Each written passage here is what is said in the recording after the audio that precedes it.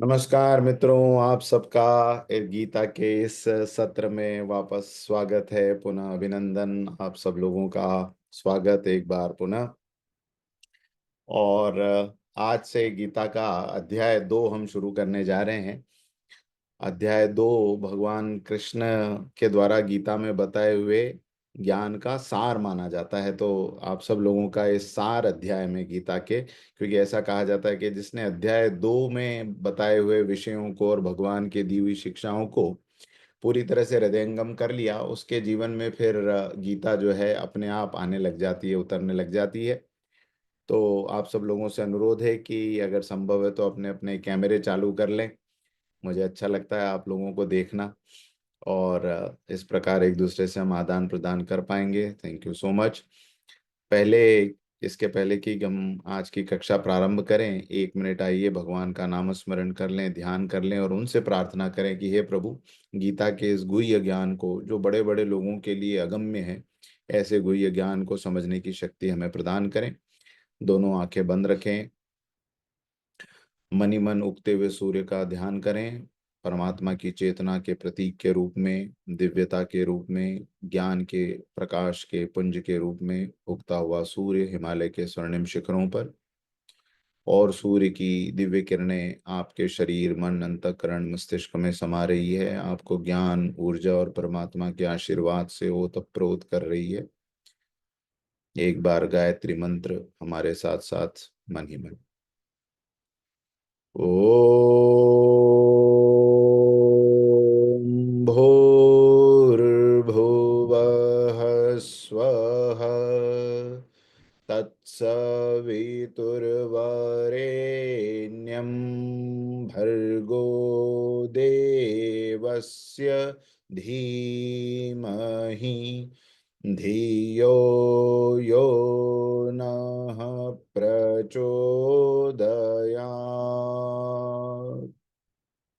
हे प्राण स्वरूप, दुख नाशक, सुख स्वरूप, श्रेष्ठ एवं तेजस्वी परमात्मा, हम आपके सुंदर और दिव्य तेज को वर्ण करते हैं, आपके तेज का ध्यान करते हैं। आप हमारी बुद्धि को सन्मार्ग में प्रेरित करें, आप हमारी बुद्धि को सन्मार्ग में प्रेरित करें। ओम कृष्णाय वासुदेवाय हरये परमात्मने प्रणतः क्लेशनाशाय गोविंदाय नमो नमः, गोविंदाय नमो नमः। सर्वोपनिषदो गावो दुग्धा गोपाल नंदन पार्थो वत्स सुधीर भोक्ता दुग्धम गीतामृतम महान। गुरु ब्रह्मा गुरु विष्णु गुरुदेव महेश्वर गुरु साक्षात परब्रह्म तस्मै श्री गुरुवे नमः, तस्मै श्री गुरुवे। ओम शांति शांति शांति।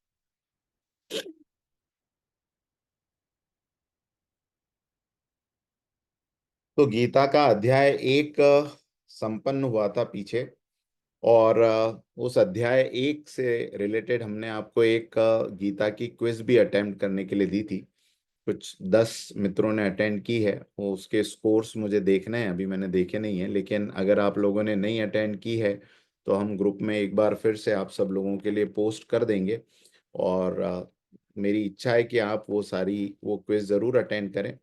2 तरीके से हम हर अध्याय के बाद में एग्जाम नहीं कहना चाहिए, मुझे कहना चाहिए सेल्फ असेसमेंट।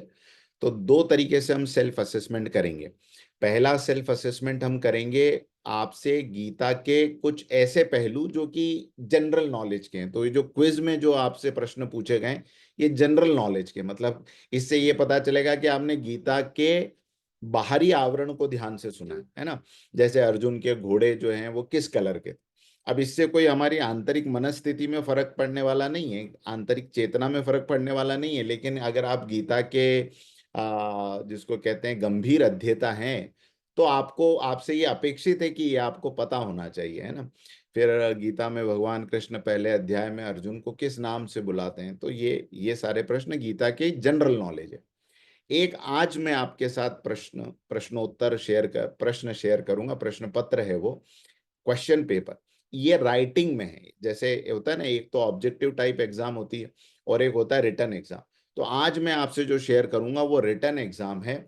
इसको आपको क्या करना है, प्रिंट आउट निकाल के, या ये जो पीडीएफ आज आपके साथ हम शेयर कर देंगे, तो उस पीडीएफ में जो क्वेश्चंस हैं उसको अपनी डायरी में, क्योंकि इसमें बहुत ज्यादा डीप सेल्फ असेसमेंट है, तो डायरी में, सीक्रेट डायरी में आप लिखें, अपने ही पास आप इसको रखें, क्योंकि ये प्रश्न जो हैं बिल्कुल आपको जीवन में बहुत सारी चीजों को एक नए पर्सपेक्टिव से जो है दृष्टि देंगे।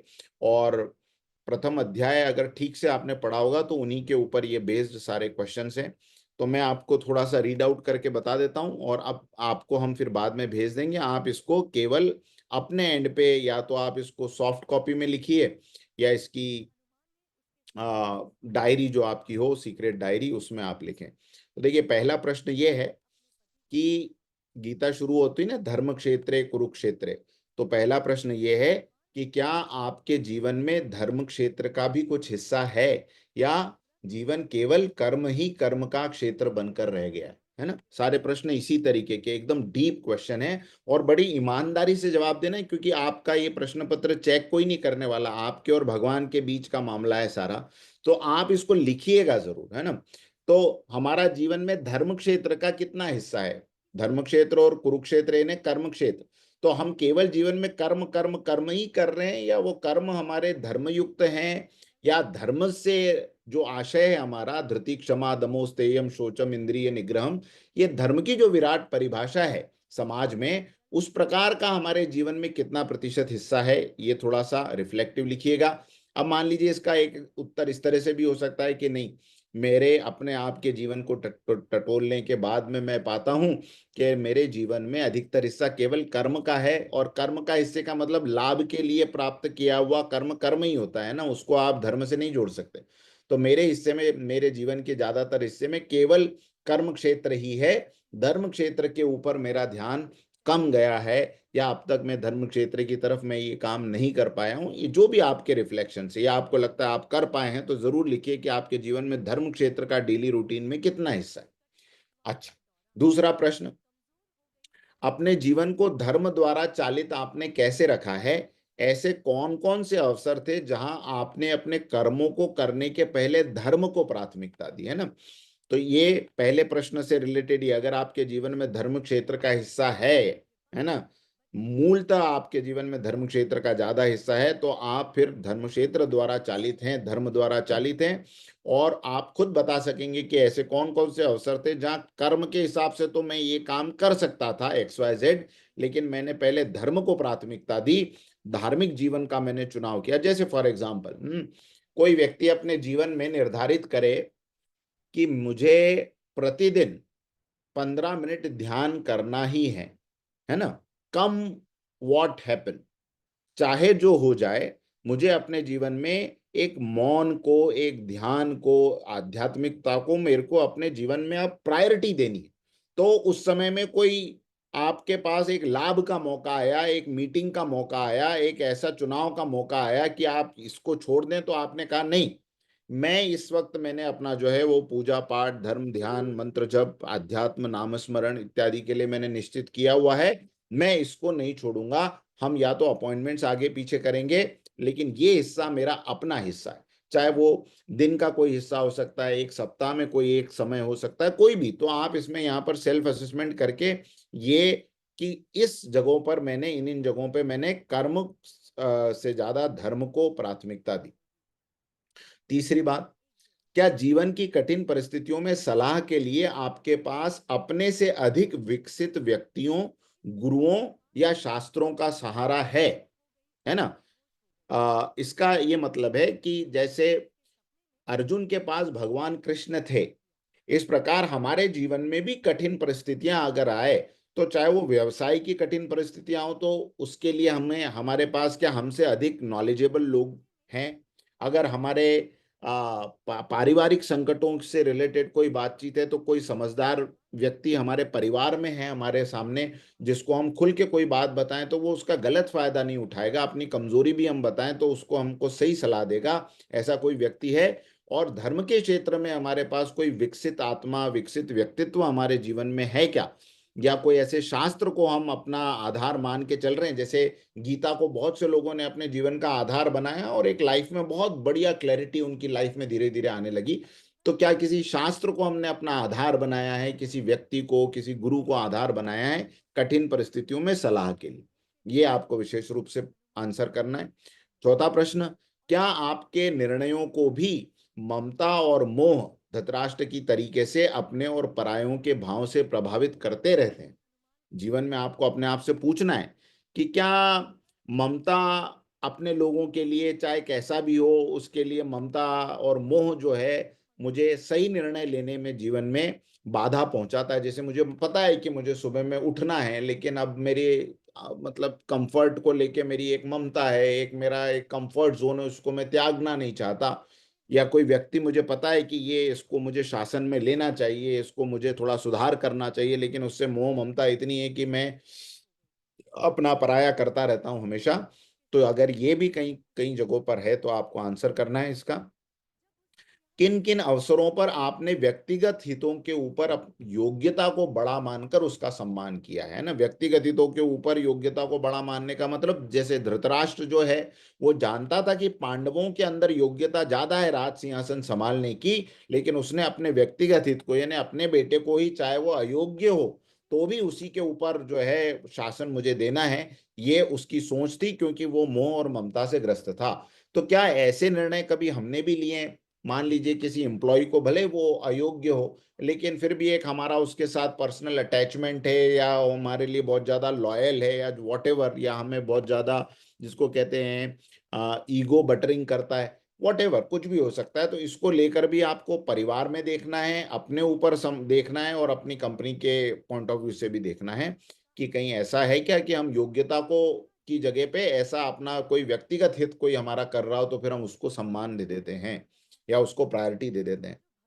अगला प्रश्न, क्या परिस्थितियों पर निर्णय लेने के पूर्व समस्याओं के सभी पहलुओं पर आप अच्छी तरह सोचते विचारते हैं? है ना? कोई बड़ा निर्णय जीवन में लेना है तो क्या पेपर पेन लेके वर्कआउट आप करते हैं कि ये निर्णय मैं लूं तो इसके क्या हानियां होगी, क्या लाभ होंगे? जैसे है ना, जिस प्रकार पहले अध्याय में अर्जुन कितना विचार करता है कि आगे कुल का क्या होगा, कुल के धर्म का क्या होगा, जाति का क्या होगा, स्त्रियों का क्या होगा, समाज कैसे चलेगा, लेकिन वहीं दुर्योधन बिल्कुल विचार नहीं करता। वो तो कहता है यार 5 गांव भूमि भी मैं देने के लिए तैयार नहीं हूं। तो हम इम्पल्सिव डिसीजन मेकर हैं या हम कैलकुलेटिव हैं?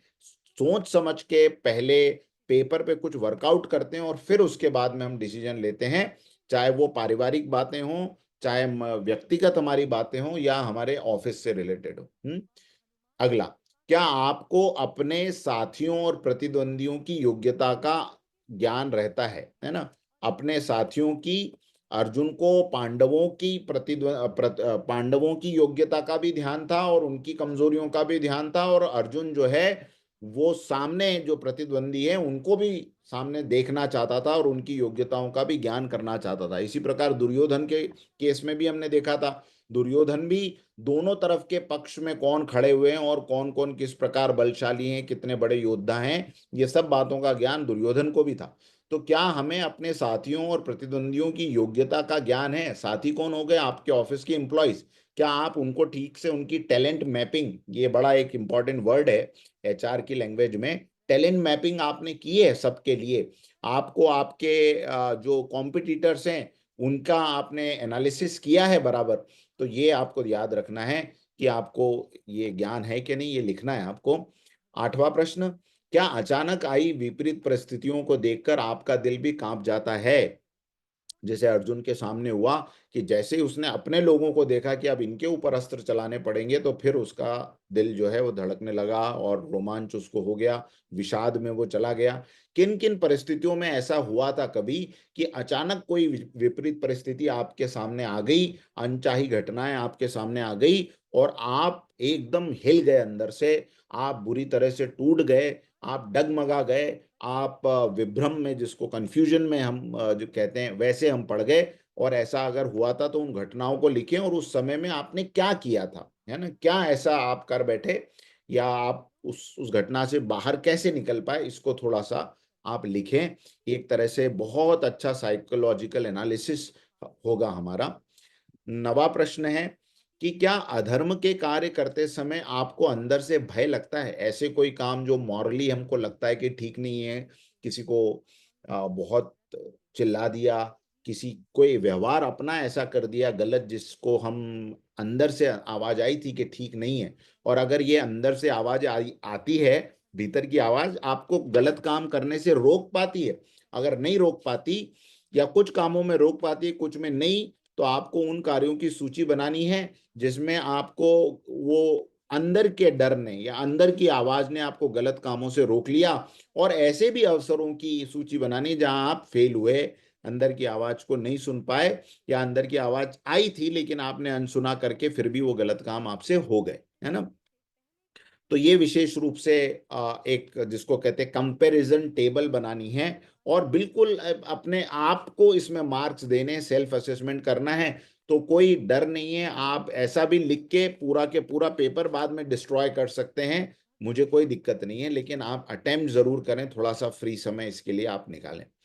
अगला प्रश्न है, क्या आपने जीवन में निस्वार्थ रूप से मित्रता का धर्म निभाया है ना। जिनको भी आप फ्रेंड कहते हैं जीवन में, उनसे निस्वार्थ रूप से, यानी उनसे कोई अपेक्षा आपकी नहीं है और फिर भी आपने मित्रता का कर्तव्य निभाया। मित्रता के बहुत से कर्तव्य होते हैं। मित्रता का ये भी कर्तव्य होता है कि मित्र को गलत रास्ते पे जाने से बचाना। मित्रता का ये भी कर्तव्य होता है कि अगर हमारा मित्र अधर्म कर रहा है तो उसका साथ न देना, ये भी मित्रता का कर्तव्य है। मित्रता का ये भी कर्तव्य है कि हमारा मित्र मुसीबत में है तो अपना तन मन धन प्राण सब कुछ लगा के भी उसकी मुसीबत को दूर करना, ये मित्रता का कर्तव्य है।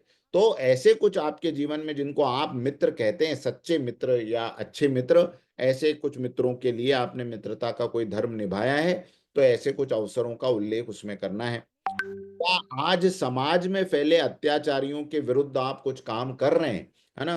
अर्जुन वहां पर भगवान कृष्ण को कहता है पहले अध्याय में कि मैं जानता हूं कि ये सब आतताई हैं, आतताई का विरोध करना ये धर्म है, लेकिन मैं तो अपने आप को बिल्कुल विषाद की स्थिति में पा रहा हूं। तो समाज में जो अत्याचारी लोग फैले हुए हैं, इनके लिए आपने, और ऐसा नहीं कि मतलब आप गन लेके बंदूक लेके समाज में निकल जाएंगे, लेकिन कोई छोटे पैमाने पे आपने किसी किसी गलत कर रहे व्यक्ति का विरोध किया था क्या कभी, और अगर आपने किया था तो उसको कब किया था, किस प्रकार किया था, ये घटनाएं भी ऐसा आप लिख सकते हैं। या आप कहें कि सर इस तरह से तो हमने कभी सोचा ही नहीं और न कभी किया किसी गलत आदमी का विरोध, भले वो ऐसा भी व्यक्ति हो जो सड़क पे गंदगी फैला रहा है और आपने देखा आपके सामने, तो आपने रोका, उसको टोका, उसको समझाया, या आपने कभी इस प्रकार का कोई काम नहीं किया, तो आगे चल के अगर कोई इस प्रकार की छोटी छोटी गलतियां करता हुआ समाज की, है ना, आपको दिखता है, जैसे ट्रेन में हम जाते हैं तो कई बार पब्लिक प्रॉपर्टी को लोग नुकसान पहुंचाते हैं, कंबल जो हैं, ट्रेन के कंबल जो हैं वो खुद ही लेके चले जाते हैं, तो हमको दिखता है कि यार ये गलत काम कर रहा है। तो ऐसे व्यक्ति के लिए आपने कभी कोई कदम उठाए या भविष्य में आप उठाने का सोच रहे हैं तो किस प्रकार उठाएंगे। लोभ से भ्रष्ट हुआ चित्त भविष्य के नुकसान को नहीं देख पाता, है ना। ये बात हम पहले अध्याय में देख रहे हैं कि लो अर्जुन कहता है कि ये संपदा और राज्य का लोभ जो है, ये भविष्य के नुकसान को नहीं देख पाता। तो क्या आपके जीवन में भी कभी ऐसा हुआ है कि अभी फिलहाल कोई लाभ था हमारे सामने, तो हमने उस घटना में यस कह दिया, उस अवसर पे हमने हाथ मिला लिया परिस्थिति से, लेकिन भविष्य में उसका बहुत बड़ा नुकसान हुआ हमें जो हमारे जीवन में। तो ऐसा कुछ अगर आप हुआ है तो आप अपने अवसरों का परीक्षण स्वयं करें कि ऐसा कुछ हुआ क्या। और अंतिम क्वेश्चन है कि सत्ता और संपदा, यानी पावर एंड एफ्लुएंस, है ना। सत्ता और संपदा, एफ्लुएंस का मतलब जो भी धन संपत्ति, गाड़ी घोड़ा बंगला, सब संपदा में आ गए, और सत्ता का मतलब पावर, पावर प्ले जिसको हम कहते हैं। तो सत्ता और संपदा का लोभ, यहाँ लोक नहीं होना चाहिए, ये है लोभ। लोभ क्या आपसे भी ना करने जैसे कार्य कभी कभी करा लेता है ना। कई बार इंसान कार्य करता है तो वो किसी न किसी ग्रीड या लस्ट में फंस के कर लेता है। तो अपने आप का एक असेसमेंट करिए कि क्या ये लस्ट या ग्रीड की वजह से कभी कभी मैंने कुछ कार्य कर लिए, है ना। वो ग्रीड या लस्ट पर्सनल भी हो सकती है, वो लस्ट या ग्रीड अपने घर परिवार को सुख देने के लिए भी हो सकती है, कुछ भी हो सकती है। तो फिर और फिर लगता है कि अरे यार ये काम क्यों कर लिया। अक्सर ऐसा होता ही होगा ना, आपने देखा होगा ऐसा होता है, बाद में हमें लगता है यार ये नहीं करता तो ज्यादा अच्छा होता। तो ऐसा क्या कभी ऐसा अवसर आया है और अवसर आए हैं, तो कुछ अवसरों को लिख दें। देखिए, मैं आपको एक बहुत विशेष बात बताऊं। मैंने बहुत सारे बड़े लोगों को पढ़ा है अपने जीवन में, और एक कॉमन बात मैंने अक्सर देखी है हर एक व्यक्ति के, बड़े और महान व्यक्ति के जीवन में, वो है आत्म परीक्षण, सेल्फ असेसमेंट।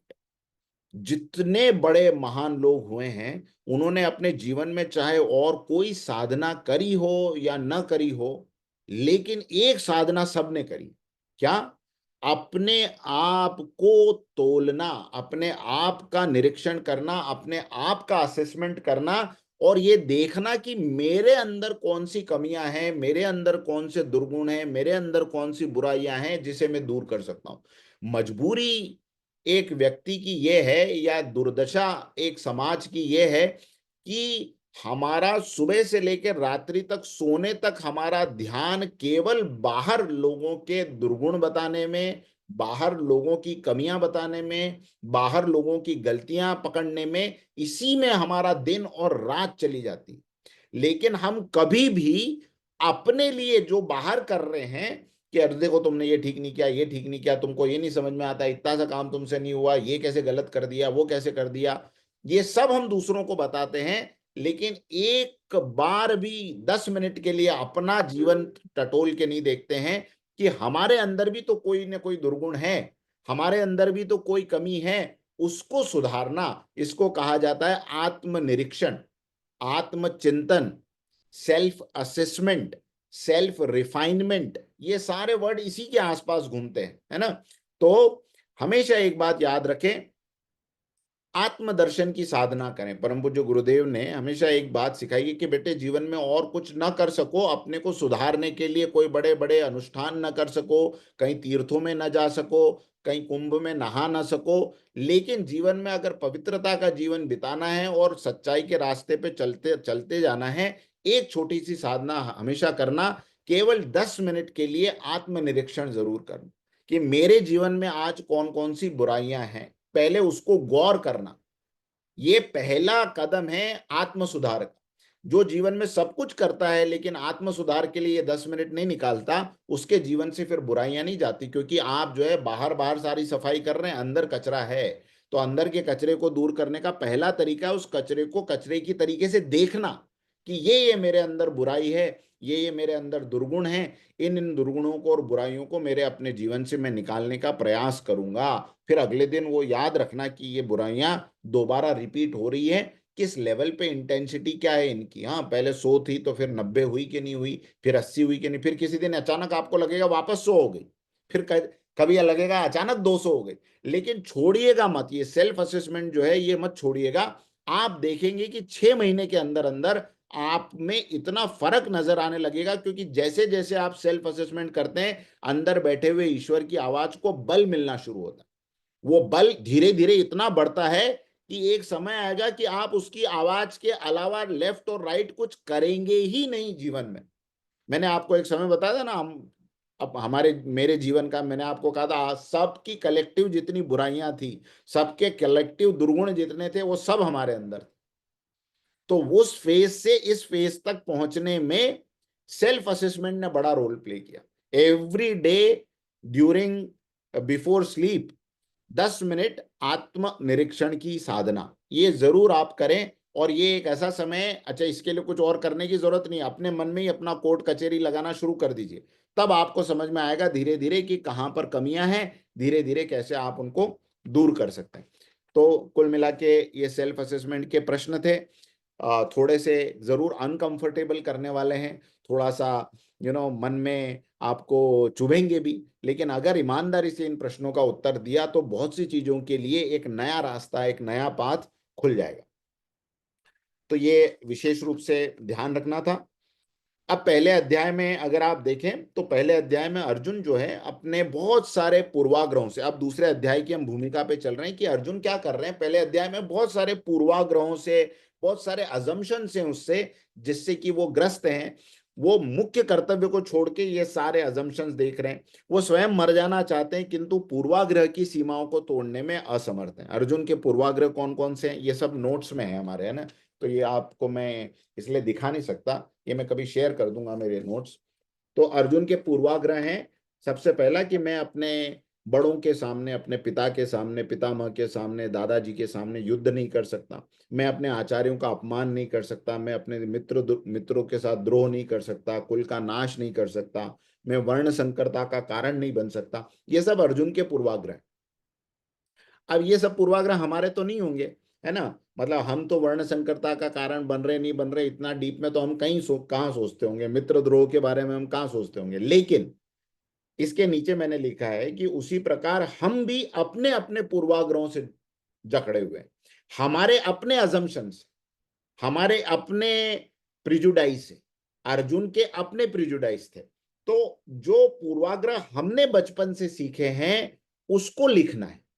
अर्जुन के पूर्वाग्रह अर्जुन के पास थे, उसको हमने गीता के पहले अध्याय में देख लिया। लेकिन कुछ लिमिटेशंस हमने भी तो अपनी मान रखी है, कुछ तो पूर्वाग्रह हमने अपने अराउंड भी तो बना रखे हैं। वो हमारे अराउंड के कौन से पूर्वाग्रह हैं जो हमने बना रखे हैं, इसको लिखना है। फॉर एग्जाम्पल, मैंने कुछ लिखे थे इसमें कि मैं ईमानदारी से कमाकर अच्छी जिंदगी नहीं जी सकता। एक पूर्वाग्रह है।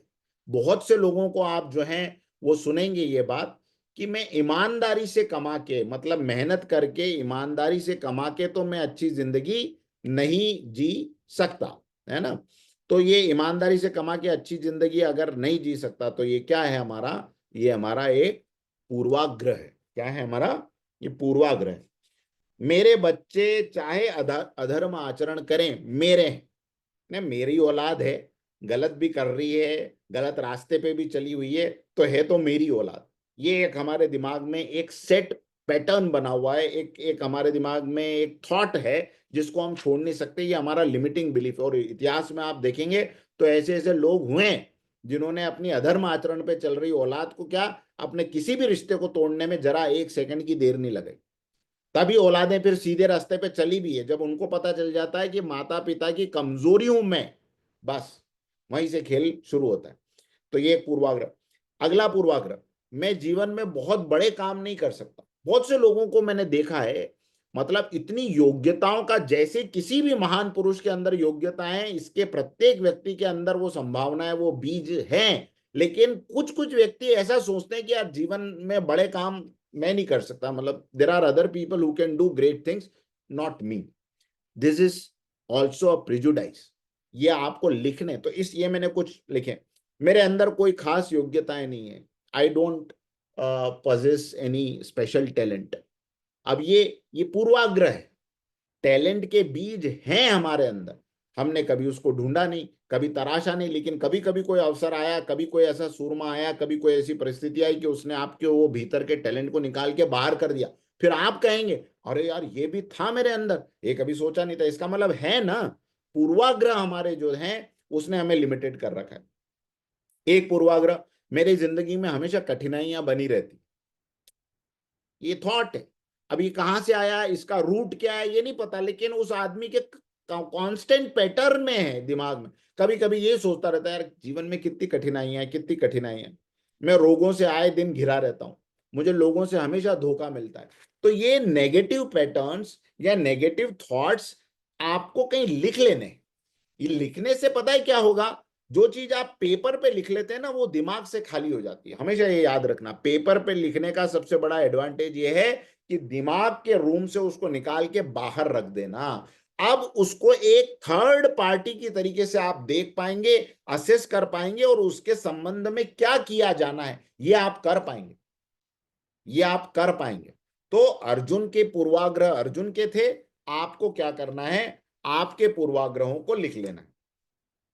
एक लास्ट बात बताता चलूं कि विषाद योग पहला अध्याय था।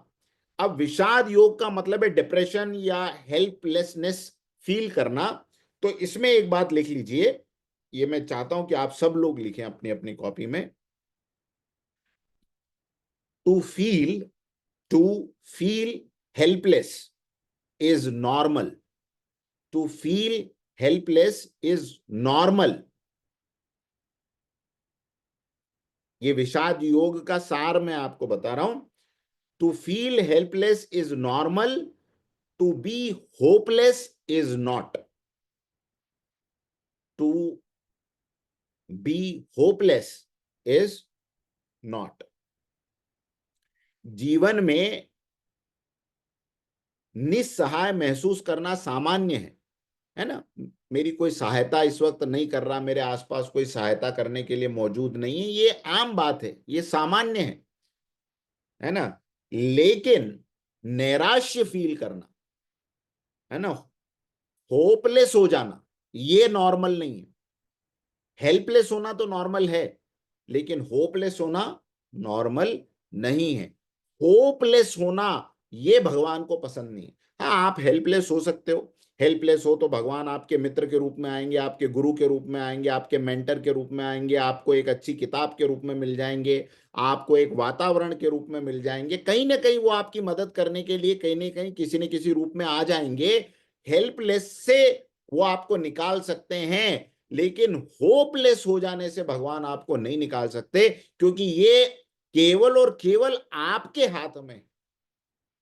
इसलिए जीवन की सारी परिस्थितियों में आप होपलेस होने से बचें। हेल्पलेस होने में कहीं ना कहीं मदद आ जाएगी, होपलेस होने वाले को मदद नहीं मिलती। तो पहली बात ये ध्यान रखें। दूसरी बात कि अर्जुन निराश जरूर है, अर्जुन निराश जरूर है, हेल्पलेस जरूर है, लेकिन वो भगवान का रास्ता पकड़ता है। हमें अपने जीवन को भी देखना है कि हमारे जीवन में भी कई परिस्थितियां ऐसी आई जब जब हम निराश हुए हैं, हताश हुए हैं, दुखी हुए हैं। अर्जुन निराश भी है, हताश भी है, दुखी भी है, लेकिन वो भगवान का रास्ता पकड़ता है। और आज का मनुष्य जब हताश, निराश और दुखी होता है तो वो किसका रास्ता पकड़ता है? नशे का रास्ता पकड़ता है। यस और नो? होता है। हम इस निराशा की जो इलाज है वो भगवान की शरण में नहीं ढूंढ रहे हैं। हम किसी गुरु की शरण में जाके इस निराशा को व्यक्त नहीं करते हैं। हम किसी मेंटर के पास बैठ के ये सीखने की कोशिश नहीं करते हैं कि निराशा के गहरे अंधकार से निकला कैसे जाए। हम अपनी निराशा का इलाज ढूंढने लगते हैं सिगरेट में, शराब में, ड्रग्स में, और बाद में इन चीजों के अंदर और ज्यादा घुसते चले जाते हैं, क्योंकि एक टेम्परेरी रिलीफ यहां से मिलने लग जाता है। बस उस टेम्परेरी रिलीफ में हमको लगता है कि धीरे धीरे अपनी जिंदगी कट जाएगी, लेकिन वो टेम्परेरी रिलीफ की जब धीरे धीरे क्वांटम बढ़ने लग जाता है तो वही चीज हमारे भविष्य को खराब करने लग जाती है। तो ये याद रखें, अर्जुन निराश है पर भगवत शरण पकड़ता है। हमारा भविष्य इस बात पर निर्भर है कि हम निराश होकर नशे का आश्रय लेते हैं या भगवान का आश्रय लेते हैं। नशे का आश्रय लेने वाले को 3 लाभ है। नशे का आश्रय लेने वालों को 3 लाभ है, अरविंद सोनी जी। सुनना है? ठीक है। पहला, उसके घर पे कभी चोर नहीं आते।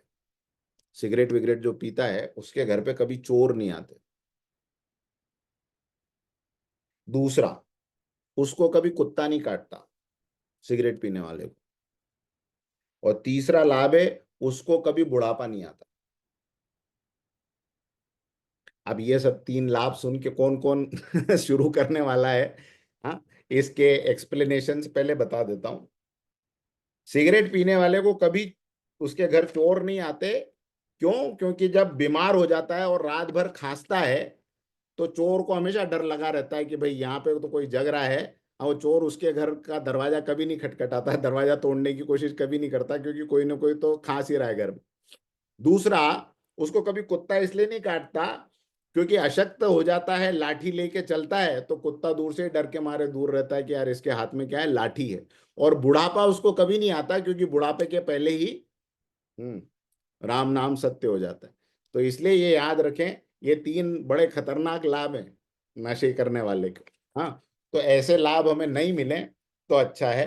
तो ये विशेष रूप से ध्यान रखें। विषाद योग हमें ये सिखाता है कि हम विषाद की परिस्थिति से बाहर निकलने के लिए एक रास्ता अपना सकते हैं, वो है भगवत शरण का रास्ता। तो चलिए भगवान कृष्ण के श्री चरणों में बहुत बहुत धन्यवाद करते हुए कि उन्होंने जीवन के इस अमूल्य ज्ञान को अर्जुन के माध्यम से हमें दिया। हम अध्याय 2 में प्रवेश करते हैं। अपनी अपनी पुस्तक गीता की निकाल लीजिए। अध्याय 2 का पहला सार। अध्याय 2 को देखिए बहुत बहुत सी जगहों पे प्रभुपाद जी की जो गीता है, और भी जगहों पे क्या लिखा हुआ है, गीता का सार, है ना, अध्याय 2 ही गीता का सार। महात्मा गांधी ने तो एक जगह मैं पढ़ रहा था, उन्होंने लिखा हुआ है कि मैं अध्याय 2 के आगे तो पढ़ना ही नहीं चाहता गीता। अध्याय 2 के आगे की गीता, केवल अध्याय 2 को ही भगवान ने विस्तार करके बाकी के 16 अध्याय बता दिए, ऐसा है। चलिए, संजय उवाच। मैं आपको स्लाइड भी शेयर कर देता हूं ताकि आप हमारे साथ साथ पढ़ सकें। अध्याय 2 को सांख्य योग कहते हैं। सांख्य योग क्या है ये हम आपको समझाएंगे। श्लोक नंबर 1। अब इसमें हमने आपको, इस बार प्रशांत ने हमारे लिए स्पेशल मेहनत की है, lot of thanks to him.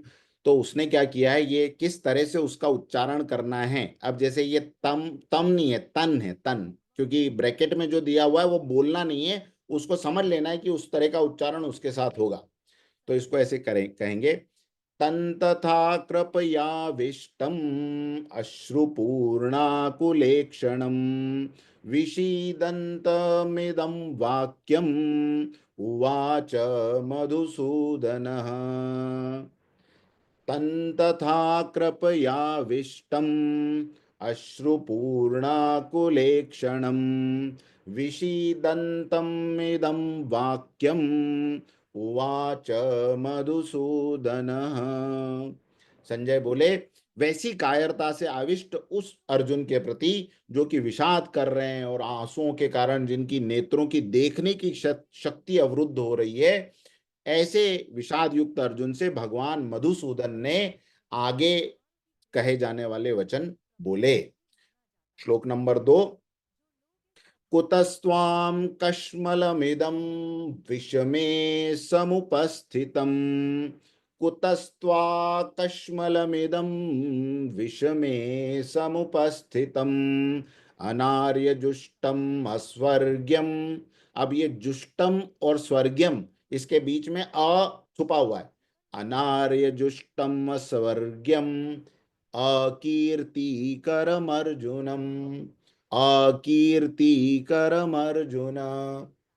कुतस्त्वां कश्मलमिदं विषमे समुपस्थितम् अनार्यजुष्टम् अस्वर्ग्यम् अकीर्तिकरम् Arjun.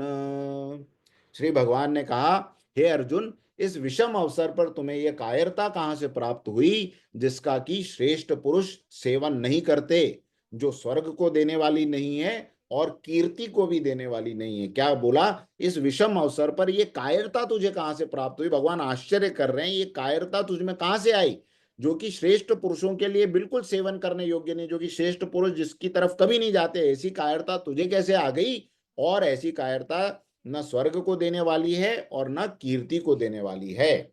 और तीसरा मेरा फेवरेट, और ये एक मंत्र है, मंत्र। मैं आपको गीता में कुछ ऐसे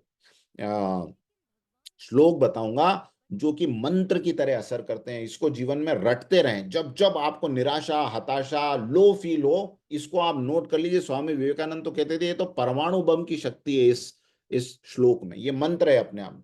भगवान क्या कहते हैं, उसको डांटते हुए कहते हैं, और हमको भी भगवान से डांट अंदर ही अंदर खानी है।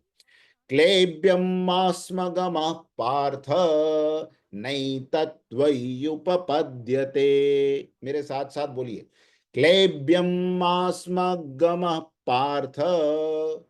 क्लेब्यमास्मगमः पार्थ नैतत्त्वय्युपपद्यते। नैतत्त्वय्युपपद्यते। शूद्रं हृदय दौर्बल्यन्। शूद्रं हृदय दौर्बल्यन् त्यक्त्वोत्तिष्ठ परन्तप। त्यक्त्वोत्तिष्ठ परन्तप। भगवान कह रहे हैं, हे अर्जुन, हे प्रथापुत्र अर्जुन, इस नपुंसकता को मत प्राप्त हो। क्लैब्यम, नपुंसक मत बन, तेरे लिए ये उचित नहीं है। मनुष्य तू बड़ा महान है, क्योंकि तुम्हारे में ये उचित नहीं है। हे परंतप, परंतप का मतलब घोर परिश्रम करने वाले इंसान, उठ। हे परंतप, हृदय की इस तुच्छ दुर्बलता को त्याग करके युद्ध के लिए खड़ा हो जा। मुझे जब जब कभी मैं लो फील करता हूं ना, ये मंत्र मेरे को जीवन में बहुत उत्साह देता है। और आप लोगों को भी मैं प्रार्थना करता हूं कि इस मंत्र को चलते फिरते उठते बैठते जब जब आप बोल सकें, इसको कहीं डायरी में लिख लीजिए। क्लेब्यमास्मगम पार्थ नैतत्त्वय्युपपद्यते, क्षुद्रम हृदय दौर्बल्यं त्यक्त्वोत्तिष्ठ परन्तप। खाली एक लाइन भी बोलोगे ना, आखिरी वाली, क्षुद्रम हृदय दौर्बल्यम त्यक्त्वोत्तिष्ठ परंतप, ऐसा सोचना है कि भगवान आपसे आपको कह रहे हैं, हे परंतप, हे महान मेहनत करने वाले, हे बड़ी कठिन परिश्रम करने वाले व्यक्ति, अपना नाम लेके बोलना है, हे कठिन परिश्रम करने वाले ऋषि आचार्य, क्षुद्रम हृदय दौर्बल्य में तेरे अंदर दुर्बलता आ गई, तेरे अंदर एक क्षुद्र दुर्बलता कहां से आई, त्यक्त्वोत्तिष्ठ परंतप, इसको छोड़ और उठ के खड़ा हो जा मेहनत करने के लिए। बहुत प्रेरणा देता है मुझे ये श्लोक। तो आप सब लोगों को ये खास तौर पे याद रखना है इसको, और मैं चाहता हूं कि अगले बुधवार को आप में से कोई इसको सुनाए मुझे शुद्ध उच्चारण के साथ। तो अध्याय अध्याय 2,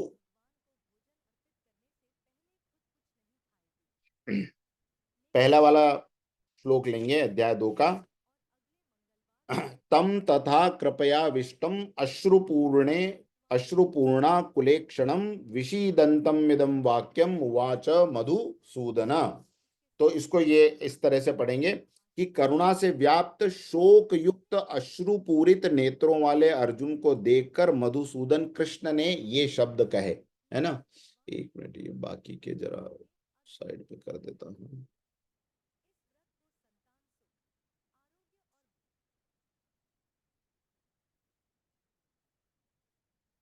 हाँ, तो यहां पर भगवान कह रहे हैं, कायरता से आविष्ट उन अर्जुन के प्रति जो कि विषाद कर रहे थे, आंसुओं के कारण जिनके नेत्रों की शक्ति अवरुद्ध हो रही थी, भगवान मधुसूदन ने ये आगे आने वाले वचन कहे। अब इसमें दो तीन चीजों का ध्यान रखना है।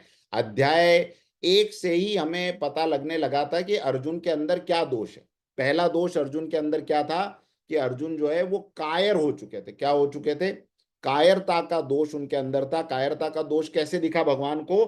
कि हाथ पैर कांप रहे हैं और उन्होंने अपना धनुष छोड़ दिया है और रथ में आकर बैठ गए हैं, ये कहते हुए कि मैं ये युद्ध नहीं कर सकता। तो भगवान ने सबसे पहले ये देखा कि अर्जुन के अंदर एक कायरता का दोष आ चुका है। दूसरी बात, अर्जुन इतने ज्यादा, देखिए क्या लिखा हुआ है कि अश्रुपूरित नेत्र, और ऐसे अश्रुपूरित नेत्र की देखने की सामर्थ्य चली गई, आंखें इतनी ज्यादा भर गई कि सामने क्या दृश्य दिखाई दे रहे हैं वो भी नहीं दिखाई दे रहे थे आंसुओं के कारण, इतने ज्यादा अर्जुन परेशान थे। तो अश्रुपूरित नेत्र वाले अर्जुन, और उनको उनको देखकर भगवान मधुसूदन ने कहा। अब क्या कहा, ये ध्यान रखने वाली बात है कि क्या कहा भगवान ने ऐसे अर्जुन को।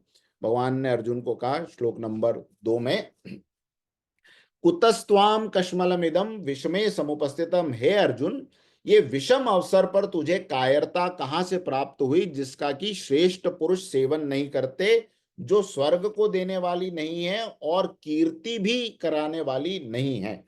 अब यहां पर दो तीन बातें। पहली बात, भगवान उसको अर्जुन को देखकर बिल्कुल ये नहीं चाहते कि वो कायरता के दोष से ग्रस्त हो। तो भगवान उसको क्या कहते हैं? सबसे पहली बात कि ये विषम अवसर पर, विषम अवसर का मतलब आप समझ रहे हैं? विषम अवसर का मतलब यह है कि जहां ना नहीं होना चाहिए, गलत मौके पर, इसको ऐसे समझ लीजिए कि गलत मौके पर तुझे ये कायरता तेरे अंदर कैसे व्याप्त हुई। ये कायरता जो है, ये जो तेरा एटीट्यूड अब बना है, ये एटीट्यूड न तो स्वर्ग को देने वाला है न कीर्ति को देने वाला है। तो इस बात को जरा विशेष रूप से समझ लेते हैं कि ये किस प्रकार भगवान कह रहे हैं कि ये एटीट्यूड या ये कायरता गलत है। सबसे पहली बात, विषम अवसर पर तुम्हें इदम, ये कायरता, कुतः, कहां से। अब कहां से का मतलब एक बात समझिए, भगवान भी जानते हैं कि अर्जुन के अंदर से कायरता नहीं आई है, इसलिए उससे पूछ रहे कि तुझे कहां से मिली ये कायरता, तेरे पास कैसे पहुंची। इसका मतलब पहली बात, ये कायरता अर्जुन के मूल स्वभाव में नहीं थी। और अर्जुन का मतलब आप अपने आप से लीजिए, हमारा मूल स्वभाव कायर है ही नहीं। हमारा मूल स्वभाव अशांत, है ही नहीं, हमारा मूल स्वभाव पाप करने का है ही नहीं, क्योंकि हम पवित्रतम आत्मा के अंश हैं। जीव ईश्वर का अंश है, ये बात हम सब जानते हैं। तो अगर हम ये जानते हैं तो ईश्वर के अंदर जितनी शक्तियां हैं उसी की आंशिक शक्तियां हमारे अंदर भी है। तो अर्जुन को भगवान कहते हैं तेरे अंदर कायरता तो थी नहीं, तुझे कहां से प्राप्त हुई? ये कहीं बाहर से आया हुआ कायरता का अवगुण तुझे प्राप्त हुआ, और किस कारण से प्राप्त हुआ ये बता। समुपस्थितम, तेरे अंदर ये कैसे उपस्थित हो गई? अनार्य जुष्टम, अनार्य जुष्ट का मतलब श्रेष्ठ पुरुष जिसका सेवन नहीं करते, यानी जिसको अपने पास फटकने नहीं देते, ऐसी कायरता। अस्वर्गम, जो स्वर्ग को भी देने वाली नहीं है और कीर्ति भी नहीं कराएगी, बदनामी करवाएगी, ऐसी कायरता तुझे कैसे प्राप्त हुई? तो अब इसमें सबसे बड़ी बात तो क्या है? पहले शब्द को समझिए, विषमे, विषम अवसर पर, है ना, गलत समय पर इंसान के अंदर जो भ्रम छा जाता है, भगवान उसको एड्रेस कर रहे हैं। अब देखिए कैसे माना जाए कि हमारे अंदर गलत समय पे हम गलत काम कर रहे हैं या भ्रम छाया हुआ है। पहला लक्षण है कि अवसर और दायित्व के अनुरूप कार्य न करना। इसको समझिए, आपको जो काम करने का मौका है उस मौके पे वो काम नहीं करना। आपको जो काम की जिम्मेदारी मिली है समाज की तरफ से, ईश्वर की तरफ से, आपके गुणों की वजह से, योग्यताओं की वजह से आपको जो दायित्व मिले हैं, उन दायित्वों के अनुसार कार्य को न करना, ये विषम अवसर पर छाई हुई कायरता माना जाएगा। क्या माना जाएगा? गलत अवसर पर छाई हुई कायरता। गलत अवसर कैसे? गलत अवसर ऐसे कि भाई मेरा काम है एक टीचर का, मेरा काम है एक पुत्र के रूप में अपने पिता की, अपने माता की सेवा करने का, ये मेरे ऊपर दायित्व है। अब इस दायित्व के हिसाब से मैं कार्य नहीं कर रहा हूं, उसको मैं टालने की कोशिश कर रहा हूं। भगवान इसको कहते हैं ये नपुंसकता है। इसको हम कायरता नहीं बोलते, भगवान कहते हैं कि ये क्या है? नपुंसकता है। तो इसको थोड़ा समझ लेते हैं। अवसर और दायित्व के अनुरूप कार्य नहीं करना ईश्वर की दृष्टि में कायरता है, नपुंसकता है, निंदनीय है, स्वर्ग और सुख से दूर ले जाने वाली है, और कीर्ति से भी दूर ले जाने वाली। कीर्ति का मतलब यश, यश से भी दूर ले जाने वाली। और गलत अवसर पर कर्तव्य के बारे में लापरवाही का होना। कर्तव्य के बारे में लापरवाही। अब कर्तव्य के बारे में लापरवाही का क्या मतलब है, इसको समझ लेते हैं। आपको कोई न कोई कर्तव्य इस जीवन में मिला है, चाहे आप पति हैं, पत्नी हैं, पिता हैं, पुत्र हैं, कोई न कोई कर्तव्य आपको सामाजिक रिश्तों में मिला है, कोई न कोई कर्तव्य आपको वर्ण आश्रम के अनुसार मिला है। आप गृहस्थ हैं, आप सन्यासी हैं, आप ब्रह्मचारी हैं, यानी ब्रह्मचर्य आश्रम में, स्टूडेंट लाइफ में आप हैं, आप शादीशुदा लाइफ में हैं, आप वानप्रस्थ की लाइफ तो अब नहीं रही, लेकिन वानप्रस्थी लोग अभी भी जो वैरागी विरक्त लोग होते हैं वो लोग, अथवा तो आप सन्यास में हैं।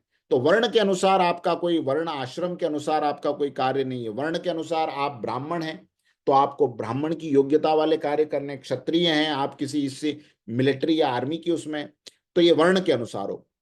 टीचर, डॉक्टर, वकील, आपका डेजिग्नेशन क्या है, किस पद पर आप हैं, उसके अनुसार कर्तव्य में लापरवाही कर रहे हैं।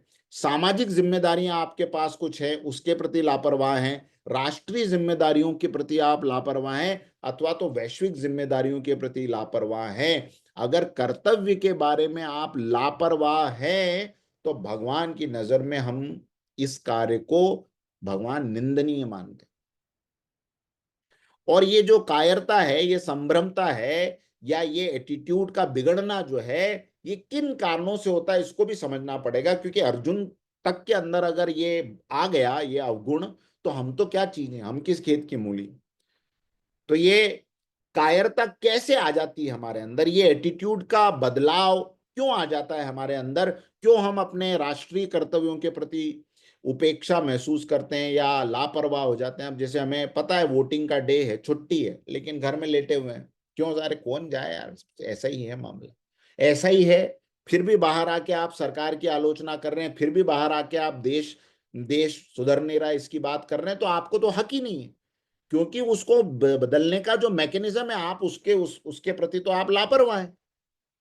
आप ट्रैफिक सिग्नल तोड़ते हैं और दूसरों को फिर कहते हैं कि एक्सीडेंट्स बहुत होते हैं, तो आप लापरवाह है ना। सामाजिक कर्तव्यों के प्रति, राष्ट्रीय कर्तव्यों के प्रति, वैश्विक कर्तव्यों के प्रति जो आपका दायित्व है, ये आप नहीं निभा रहे हैं तो ईश्वर की नजरों में आप क्या हैं, हम क्या हैं, लापरवाह है, ये कार्य निंदनीय है।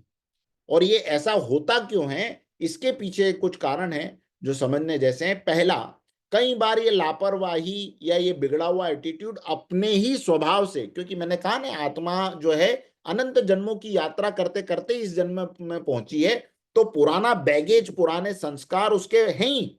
जन्म से कुछ कुछ लोग ऐसे होते हैं बिगाड़ करने वाले, जन्म से उनके अंदर ये गुण होते हैं कि केयरलेसनेस जीवन में, उनका जीवन मिट्टी की तरह है जिसको वो रोंदते चले जा रहे हैं। और एक कुमार, एक एक एक व्यक्ति ऐसा है जिसने समझ लिया कि ये मिट्टी है यार, इसको तो मैं जैसा तराशना चाहूं वैसा तराश सकता हूं, सुबह से शाम अपने आप को तराशने में लगा हुआ है और एक से बढ़कर एक उदाहरण प्रस्तुत किए जाता है समाज के सामने।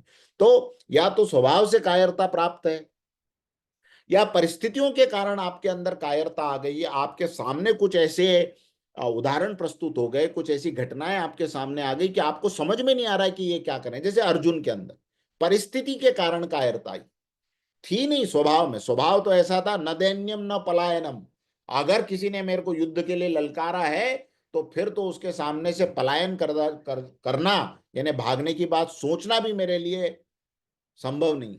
तो ये स्वभाव था, और एकदम हाथ पैर ढीले हो गए और धनुष छोड़ के बैठ गया।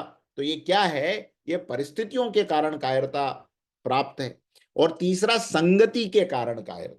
संगति के कारण कायरता का मतलब, हम जिस कंपनी में उठते बैठते हैं ना, वो कंपनी ऐसी है कि हमें हमारे अंदर की जो मानवता का, हमारे अंदर के गौरव का, हमारे अंदर के जोश का कहीं कोई याद ही नहीं दिला रहा है। सुबह से शाम तक टटपूंजियों के बीच में बैठे हुए हैं, सुबह से शाम तक लो लो साउंड करने वाले लोगों के बीच में घिरे हुए हैं, उन्हीं की कंपनी में हैं। रोज शाम को बॉटल खोलते ही वो ये जमाना कैसा है, ये कैसा है, वो कैसा, वो कैसा, ये तो फिर धीरे धीरे हमारे अंदर भी आने लग जाता है। जैसी संगत वैसी रंगत, वो संग का रंग हमारे ऊपर भी चढ़ने लग जाएगा। तो क्या होगा, ये संगति के कारण आई हुई कायरता है। तो भगवान अर्जुन को ये समझा रहे हैं कि भाई तू तो ऐसा, तेरे स्वभाव में तो ये था नहीं, न तू ऐसा संग करता है, तेरे अंदर ये कायरता कहां से आई। तो परिस्थितियां जो भगवान ने उसके सामने रख दी, कि बिल्कुल उसके परिवार के सामने खड़ा कर दिया, तो ये कायरता उसको वहां से आई। लेकिन सामान्यतः हमारी जो कारण है, हमारे ये दो कारण, या तो हम अपने स्वभाव पे काम नहीं कर रहे हैं, या तो हम अपने स्वभाव के अंदर वीरोचित आचरण का अभाव रखे हुए हैं, या तो हम इस प्रकार की संगत करते हैं जो हमारे गुणों को प्रकट नहीं होने देती, उल्टा हमें जो है निराशा में ढकेलती। और ये संगति कहां से शुरू होती, मैं आपको बताऊं, सुबह सुबह के न्यूज़पेपर से शुरू होती, रात के व्हाट्सएप और सोशल मीडिया तक चलती। और आप केवल लोगों की संगति को ही संगति मत समझिए, क्योंकि आप सब, हम सब जो है व्यवसाय में लगे हुए लोग हैं। दिन भर में कितने लोगों से अलग से पर्सनली मिलने का समय मिलता है, बहुत कम समय मिलता है। लेकिन जब जब समय मिलता है तो हम अपने मोबाइल पे, हमारे न्यूज़पेपर में क्या पढ़ रहे हैं, न्यूज चैनल खोलकर क्या समाचार देख रहे हैं। चारों ओर अगर हम गंदगी, रोग, भ्रष्टाचार, ये वो तमाम इन्हीं चीजों में देखते रहेंगे, इंटरेस्ट लेते रहेंगे, धीरे धीरे वो हमारे कॉन्शियस और सब कॉन्शियस पे असर करने लग जाएगा। इसलिए सबसे ज्यादा जरूरी बात यह है कि हम इस चीज को समझें कि अवगुण हमारे अंदर स्वभाव में भी आ जाते हैं, पुरानी यात्राओं से, जिसको साधना से दूर किया जा सकता है, जिसको भगवत शरणागति से दूर किया जा सकता है, और गुरु कृपा से दूर किया जा सकता है। ये तो स्वभाव से प्राप्त हुए हुए अवगुणों की बात है। लेकिन दूसरे अवगुणों का मुख्य सोर्स जो है वो है ये संगत, जिसमें हम उठते बैठते जीवन को जीने के तरीके ढूंढते हैं, खोजते हैं, वो बदलना सबसे ज्यादा जरूरी है। तो भगवान ये कह रहे हैं कि ये तुझे कैसे प्राप्त हो गया, तेरे अंदर तो ये दोनों अवगुण थे नहीं। तो निश्चित रूप से परिस्थिति के कारण उसको संभ्रम हुआ। फिर भगवान उसको कहते हैं कि ये जो कायरता है, ये बहुत याद रखने जैसे शब्द हैं, एक एक शब्द को ध्यान से सुनिएगा, गीता के सार पे हैं हम। अनार्य जुष्टम, भगवान कहते हैं कि ये कायरता, ये नपुंसकता तो अनार्य लोगों को होनी चाहिए। तुझ जैसे आर्य को ये नपुंसकता कैसे प्राप्त हुई, अनआर्य, अनार्य का मतलब है अनआर्य, है ना। तो अनसुना, जैसे सुना और अनसुना, तो अनसुना कर देना है ना, नहीं सुनना। ऐसे नकारात्मकता का प्रतीक है अनार्य, और आर्य सकारात्मकता का प्रतीक। अब ये आर्य और अनार्य शब्द को थोड़ा सा यहाँ पर एक विषय निकला है, तो मैं थोड़ा विषयांतर करते हुए भी आपको समझाना चाहता हूं, ताकि आगे भी भविष्य में आपको बहुत सी चीजें क्लियर रहे। देखिए, हमारा जो धर्म है ना, इसको हम चाहे कोई भी नाम दे दें, अभी हिंदू धर्म कह लें, ये कह लें, लेकिन मुख्य रूप से हमारा धर्म जो है वो है सनातन वैदिक धर्म। मूल रूप से अगर आपसे कोई पूछे कि आपका धर्म कौन सा धर्म है, तो हमारा धर्म है सनातन वैदिक धर्म, या कई बार इसको संक्षिप्त में सनातन धर्म भी कहते हैं। तो सनातन धर्म में व्यक्तियों को किस संबोधन से पुकारा जाता था? वो संबोधन था, क्या संबोधन था? आर्य। पुरुषों को आर्य कहा जाता था, महिलाओं को आर्या कहा जाता था। तो ये आर्य अब तो कुछ कुछ सरनेम में आपको दिखने लगेगा, आर्य लोग सरनेम में लिखते हैं, लेकिन आर्य मुख्य रूप से सरनेम नहीं था। आर्य एक तरह का एडजेक्टिव था, एक तरह का संबोधन था, विशेषण भी था आर्य। तो आर्य किसको कहते हैं? आर्य कहा जाता है श्रेष्ठ। जो व्यक्ति श्रेष्ठ हो, जो व्यक्ति जीवन में आदर्श जीवन जीता हो, जो लोगों के बीच में एक आदर्श स्थापित करने के लिए अपने जीवन को जीता हो, उसको आर्य कहा जाता था। उसको क्या कहा जाता था? आर्य। इसलिए आप अगर पूर्व में देखें तो ये जो हिंदू शब्द है ना, इस हिंदू शब्द को लेकर बहुत सारे मतभेद हैं और बहुत सारी इसके पीछे थियरी है। विशेष रूप से हिंदू शब्द आपको कहीं वेदों में नहीं मिलेगा।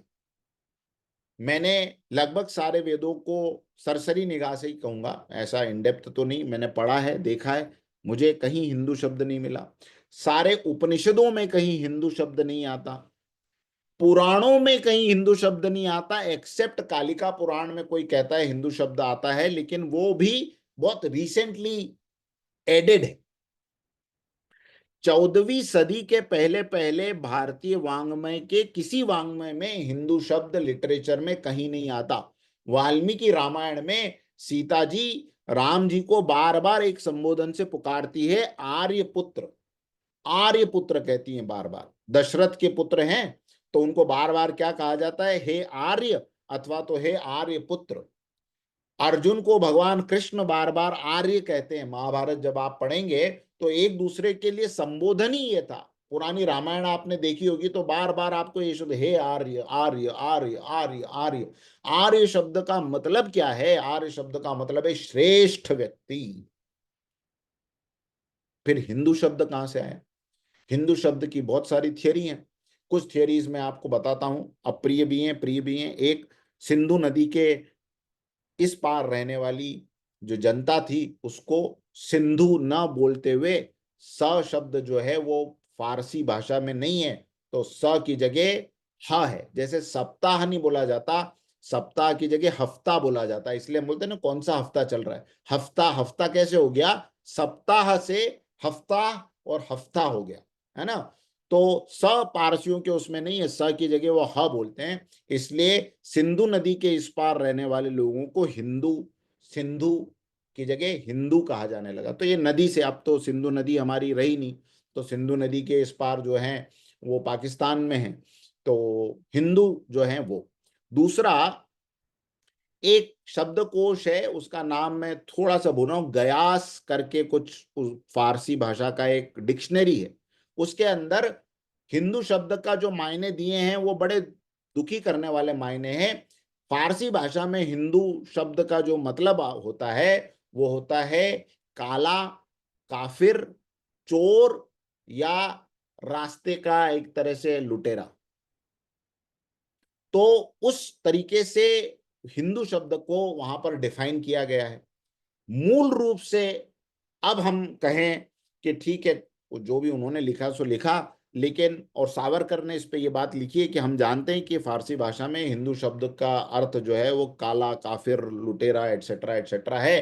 बट अब चूंकि हमारा देश जो है वो हिंदुस्तान के नाम से जाना जाता है और हिंदू के नाम से जाना जाता है, तो हमें वो छोड़ देना चाहिए कि उसने उन्होंने क्या लिखा है। हमें हिंदू शब्द के ऊपर इंटैक्ट रहना चाहिए, कोई दिक्कत नहीं। हिंदू शब्द के अंदर बहुत गुण है। किसी ने उसकी बहुत अच्छी परिभाषा दी, आदि शंकराचार्य अपना वर्तमान शंकराचार्य जी ने बहुत अच्छी परिभाषा दी, हीना नाम दूषयति इति हिंदू। कोई आपसे पूछे हिंदू शब्द का मतलब क्या है तो लिख लीजिए, हीना नाम दूषयति, हीनता को, अपने अंदर की हीनता को, अपने अंदर की कमजोरियों को जो दूर करता हो, या अपने अंदर की कमजोरियों से जो द्वेष करता हो, घृणा करता हो, ऐसा व्यक्ति हिंदू कहलाता है ना। बाहर नहीं, अंदर। हम दूसरों की गर्दनें काटने में बिलीव नहीं रखते। हम क्या कहते हैं कि हीना नाम दूषयति, अपने अंदर की हीनताओं को से जो घृणा करता हो, नफरत करता हो और उसको दूर करने का प्रयास करे, ऐसा व्यक्ति हिंदू है है ना। खैर, मैं वापस मूल शब्द पे आता हूं। मूल शब्द हमारा क्या था? आर्य शब्द हमारा मूल शब्द था। और भगवान कहते हैं कि आर्य जो है, श्रेष्ठ आचरण करने वाले को आर्य कहा जाता है। तो तू जो है ये अनार्य कार्य कैसे करने लगा? ये अनार्य अवगुण जो है वो तेरे अंदर कैसे आने लगा? फिर उनको कहते हैं कि ये जो अवगुण है ये तो अस्वर्गीयम है अर्जुन। ये जो कायरता है ना, ये जो नपुंसकता है, ये क्या है? अस्वर्गम, ये स्वर्ग को नहीं देने वाली। अब स्वर्ग को नहीं देने वाली का क्या मतलब है, ये समझ लेते हैं। देखिए, पहली बात उसको समझा रहे हैं कि युद्ध में लड़ना तो वीरों का कार्य है। सीमा पर लड़ते हुए देश की रक्षा के लिए जो शहीद होता है, वो बिना किसी साधना के सूर्यमंडल को भेदता हुआ स्वर्ग लोक में स्थान प्राप्त करता है। ये शास्त्रों का वचन है। तो अब हम तो युद्ध तो नहीं कर रहे, तो हम, हमारे लिए भगवान का संदेश क्या है? हमारे लिए संदेश नीचे वाला है। अपने कर्तव्यों को, आप जो भी कर रहे हो इस वक्त, आपका जो भी डेजिग्नेशन है, आपका जो भी काम है, उस काम को बिना भय या लालच के पूरा करने वाला व्यक्ति अर्जुन की तरह वीर कहलाएगा। भगवान की नजरों में उसका वही स्थान होगा जो अर्जुन का स्थान है। तो आपको कौरव पांडवों के बीच में युद्ध करने की जरूरत नहीं है, नहीं इस प्रकार के किसी युद्ध क्षेत्र का इंतजार करने की जरूरत है। हम सब के लिए अपने दैनिक जीवन का युद्ध ही वो युद्ध है जिसकी बात भगवान कर रहे हैं, कि अपना कर्तव्य, और इसमें दो चीजों को अंडरलाइन करिए, भय या लालच के बिना पूरा करना। मेरा कार्य बिना लालच के अगर मैं कर पाया तो मैं वही गति प्राप्त करूंगा जो भगवान कृष्ण अर्जुन के लिए कह रहे हैं।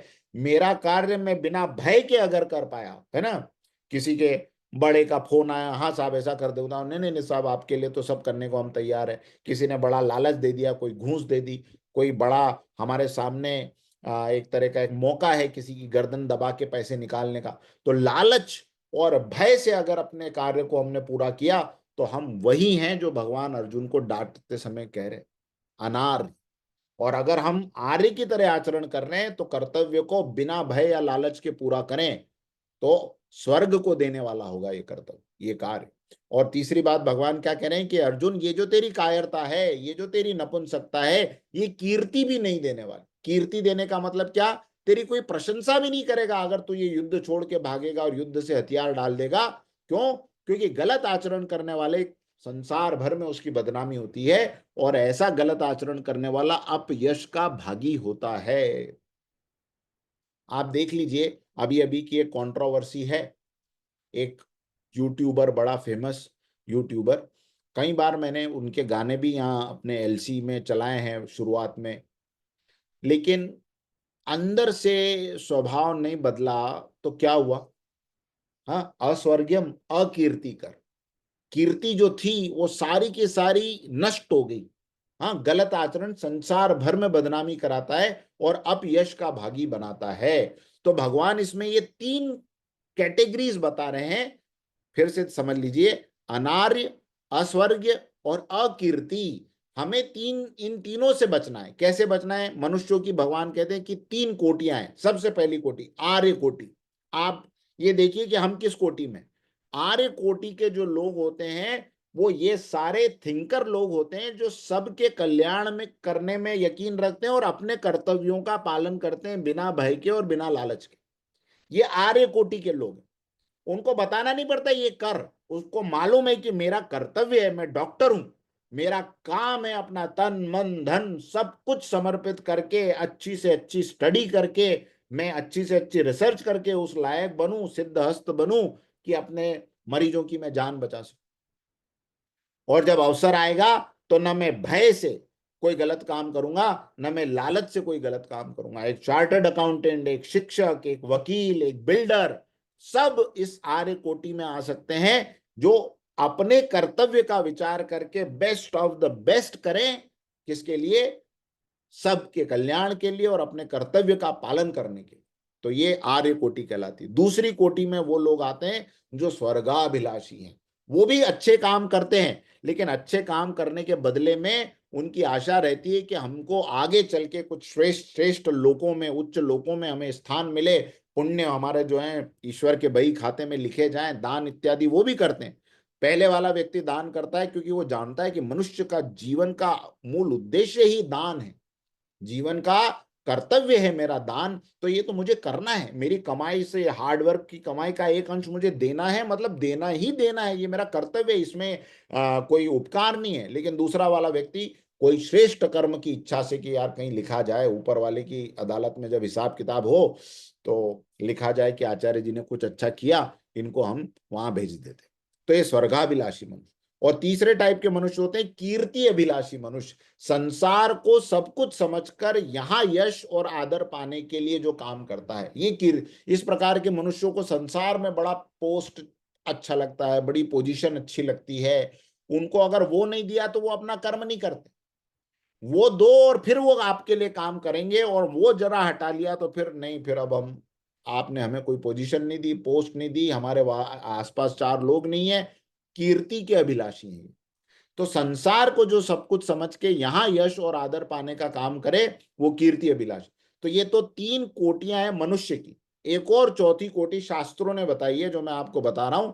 चौथी कोटि है जो इस संसार में या तो अनार्यों की तरह जीते हैं, नरकगामी कार्य करते हैं और अकीर्ति के भागी बनते हैं, वो भी लोग हैं। लेकिन शास्त्र में भगवान ने इनका नाम क्यों नहीं लिया? क्योंकि उनको मनुष्य ही नहीं माना जाता। चाणक्य नीति में एक श्लोक है, मैं चाहता हूं ये श्लोक आप लिख लें या आप याद रखें इस श्लोक को। येषाम न विद्या न तपो न दानम न ज्ञानम न शीलम न गुणो न धर्म, ते मर्त्यलोके भुवि भार भूता मनुष्य रूपेण मृगाश्चरंती। चाणक्य कह रहे हैं कि जिन व्यक्तियों के अंदर जीवन में न विद्या है, विद्या का मतलब नॉलेज नहीं, विद्या का मतलब स्किल्स, लाइफ स्किल्स, जिनके अंदर लाइफ को बढ़ाने के गुण नहीं है। ये शाम न विद्या न तपो, जिनके अंदर तपस्या का सामर्थ्य, सेक्रीफाइस करने का सामर्थ्य नहीं है, कठिन परिस्थितियों में खड़ा रहने का सामर्थ्य नहीं है, न दानम, जिनके अंदर किसी को कुछ देने की भावना नहीं है, न ज्ञानम, यहां पर नॉलेज की बात है, न ज्ञान है उनके अंदर, न उनके अंदर विनम्रता है, न उनके अंदर कोई सद्गुण है, न उनके जीवन में धर्म है, ते मृत्यु लोके भुवि भार भूता। ऐसे लोग इस धरातल पर, इस मृत्यु लोक में भार के समान है, बैगेज है, बैगेज। जितनी जल्दी डिस्पोज ऑफ हो उतना अच्छा। भुवि भार भूता मनुष्य रूपेण मृगाश्चरंती, मनुष्य के रूप में जानवरों की तरह, मृग यानी हिरण या जानवर, तो मनुष्य के रूप में जानवर की तरह ही अपना जीवन बिताते। देखिए, ये कैटेगरी है समझने की, कि हम दिखते बाहर से मनुष्य हैं, लेकिन चाणक्य तो कह रहे हैं कि ये गुण अगर नहीं है आपके अंदर, न विद्या न तप न दान न ज्ञान न शील न गुण न धर्म, तो ते मृत्यु लोके भुवि भार भूता। तो आपको देख रहा होगा ना समाज, अगर आप देखें और ये पैमाने पे आप टटोलने चले संसार को, तो कितने लोग इस कैटेगरी में फिट बैठेंगे, और जो नहीं बैठ रहे उन्हीं की वजह से आज हम देख रहे हैं ना, इतना नीचे समाज क्यों जा रहा है। मनुष्य रूपेण मृगाश्चरंती, बिना गुणों का मनुष्य मनुष्य है ही नहीं, और इस तरह के बहुत सारे हैं आज के समय में। तो आखिरी दो बातें कह के खत्म करते हैं आज का सत्र। अपने आचरण को जांचने के तीन तरीके हैं। ये जो तीन कोटियां हैं, इन तीन कोटियों में अपने आप को असेसमेंट करने के तीन तरीके। पहला, जब भी कोई कार्य करने के बारे में कंफ्यूज हो तो तीन तरीके से सवाल करें। पहला सवाल करें, क्या पहले किसी श्रेष्ठ व्यक्ति ने इस तरह का आचरण या कार्य किया था? आपके दिमाग में कोई आचरण करने का मन करे, कोई कार्य करने का मन करे, तो क्या इसके पहले किसी बड़े व्यक्ति ने, बड़े का मतलब व्यक्तित्व में बड़ा है ना, पैसे में बड़ा तो सारे आजकल दुराचरण कर रहे हैं, लेकिन श्रेष्ठ व्यक्ति, किसी आर्य व्यक्ति ने, किसी महापुरुष ने इसके पहले इस तरह का आचरण किया था? ये पहला पूछें।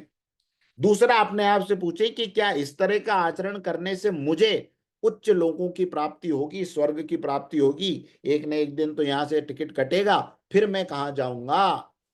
इसका जवाब क्या आता है? अगर इसका भी सही आता है, पहले वाले का भी सही आता है, तो तीसरा प्रश्न करें कि क्या इस तरह का आचरण अगर समाज के सामने जाहिर हो जाए, प्रकट हो जाए, हो सकता है हम बंद कमरे में कर रहे हो सकता है हम कोने में बैठ के कर रहे हो, अंधेरे में कर रहे हो, अकेले में कर रहे हो, जो भी कर रहे हो, तो क्या इस प्रकार का आचरण अगर समाज में प्रकट हो जाए तो मुझे कीर्ति मिलेगी? ये जब लोगों को पता चलेगा कि आचार्य जी ये करते रहे हैं अपनी लाइफ में या ये कर रहे हैं, तो अगर ये समाज में प्रकट हो जाएगा तो क्या इससे मुझे कीर्ति मिलेगी या मुझे अपयश मिलेगा? अगर तीनों का जवाब पॉजिटिव पॉजिटिव पॉजिटिव आए तो आपको वो आचरण करना चाहिए।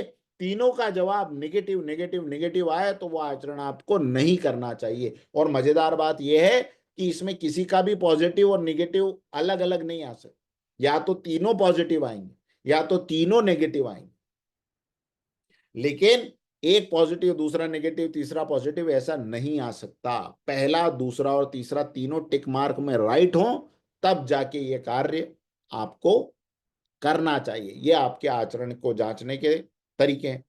शिव खेड़ा की एक बहुत अच्छी टॉक में सुन रहा था, आज तक मुझे वो 2 लाइनें याद है, मैं आपको बताना चाहता हूं। उन्होंने 2 कसौटियां दी कि आपको कोई काम करना चाहिए या नहीं करना चाहिए, आप 2 तरीके से जांचो। पहला, अपने माँ बाप की तस्वीर मन में लाओ, काम करने के पहले, है ना, बाद में नहीं। काम करने के पहले, निर्णय लेने के पहले माँ बाप की तस्वीर को मन में लाओ, उनकी छवि को मन में लाओ और ये पूछो कि अगर वो मुझे ये काम करते हुए देखते तो क्या खुश होते? ये प्रश्न अपने से पूछो कि अगर मेरे मम्मी पापा मुझे देख लेते ये काम करते हुए तो क्या वे खुश होते? दूसरा, अगर आपके बच्चे बच्चे भी हैं तो ये दूसरा प्रश्न करो कि अगर मेरे बच्चे मुझसे ये काम सीखते, जो भी मैं अब करने वाला हूं, अच्छा बुरा जो भी काम, अगर ये मेरे बच्चे सीखते तो क्या उनका जीवन मंगलमय होता? क्या उनका जीवन श्रेष्ठ होता? क्या उनके जीवन में उन्नति होती? क्या उनके जीवन में कुछ रोशनी मिलती? ये दो में से अगर एक भी जवाब आपको गलत आता है तो ये रुक जाने का इशारा है। अगर आपको लगता है कि ये काम करते हुए देख के आपके माँ बाप खुश नहीं होते, रुक जाओ। अगर आपको लगता है कि यही काम आपका अगर बच्चा दोहराए तो आपको खुशी नहीं होगी, उनका जीवन खराब होगा, तो इसका मतलब निश्चित रूप से ये काम आपको भी नहीं करना चाहिए। क्यों? क्योंकि इस तरह के काम अनार्य होते हैं, अस्वर्गित होते हैं और अकीर्तिकर होते हैं।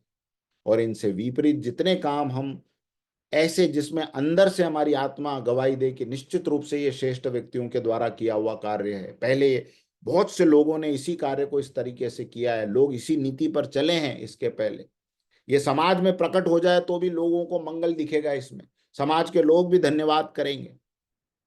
तो आपको अंदर से जब ये भरोसा बनने लगे तो निश्चित रूप से उस तरह के कार्य करने योग्य हैं। आज के सत्र को हम यहीं पे विराम देते हैं। अब इससे रिलेटेड कोई प्रश्न है या रिफ्लेक्शंस है तो उसको हम ले लेते हैं। 2 प्रश्न यहाँ पर आए, difference between the hopelessness and helplessness. हाँ, होपलेसनेस का मतलब यह है कि अब जीवन में कोई उम्मीद की किरण बाकी नहीं, और हेल्पलेसनेस का मतलब है जीवन में अब किसी का साथ इस वक्त मुझे दिखाई नहीं दे रहा है ना। तो साथ दिखाई नहीं दे रहा, कोई साथ में चलने वाला नहीं है। ऐसा तो अनेक अवसर बड़े लोगों के जीवन में आए, महापुरुषों के जीवन में आए, जब वो अकेले रहे। रविंद्रनाथ टैगोर ने तो एक गाना ही लिखा है ना, जोदी तौर डॉक्ष ने कोई नाशे तोबे एकला चालो रे। हाँ, मेरी बंगाली उतनी अच्छी नहीं है, पर वो ये है कि अगर तुम्हारा कोई साथ न दे तो भी अकेले चलो अकेले चलो अकेले चलो। तो ये हेल्पलेसनेस की स्थिति थी। शुरू में किसी ने मदद नहीं की, लेकिन उन्होंने अपना हिम्मत उत्साह खोया नहीं और वो चल पड़े आगे। और होपलेसनेस ये है कि पूरी दुनिया भी साथ देने को तैयार है, पूरी दुनिया आगे बढ़ाने के लिए तैयार है, लेकिन वो तो मुंह लटका के बैठा ही हुआ है, मेरे से नहीं होगा, मैं नहीं कर सकता, मैं नहीं, मुझे जाना है, अब मरना है, अब ये है, अब वो, ये होपलेसनेस। समझ गए आप लोग?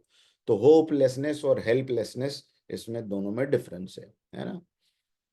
और ममा टेस्ट एंड बाबा का टेस्ट, ये डॉक्टर दिनेश आपको वापस से देखना है कि क्या करना है?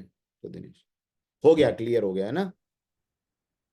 वही था, ठीक। मैं ये कह रहा था, उसको उन्होंने, शिव खेड़ा ने मामा टेस्ट और बाबा टेस्ट करके बोला था एक कॉन्फ्रेंस में।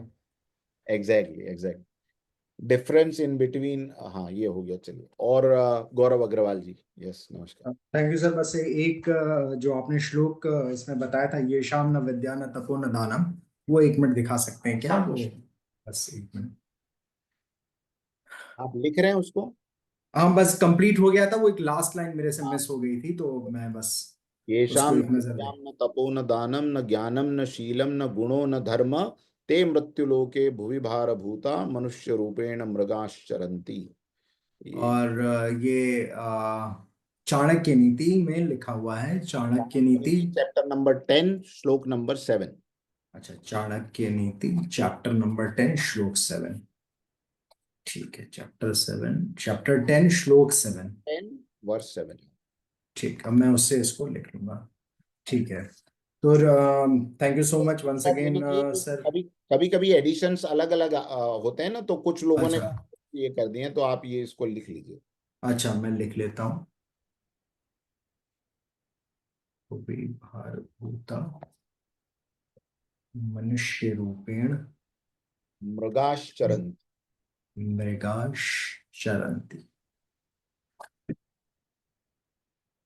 जी, स्क्रीन हटा सकते हैं।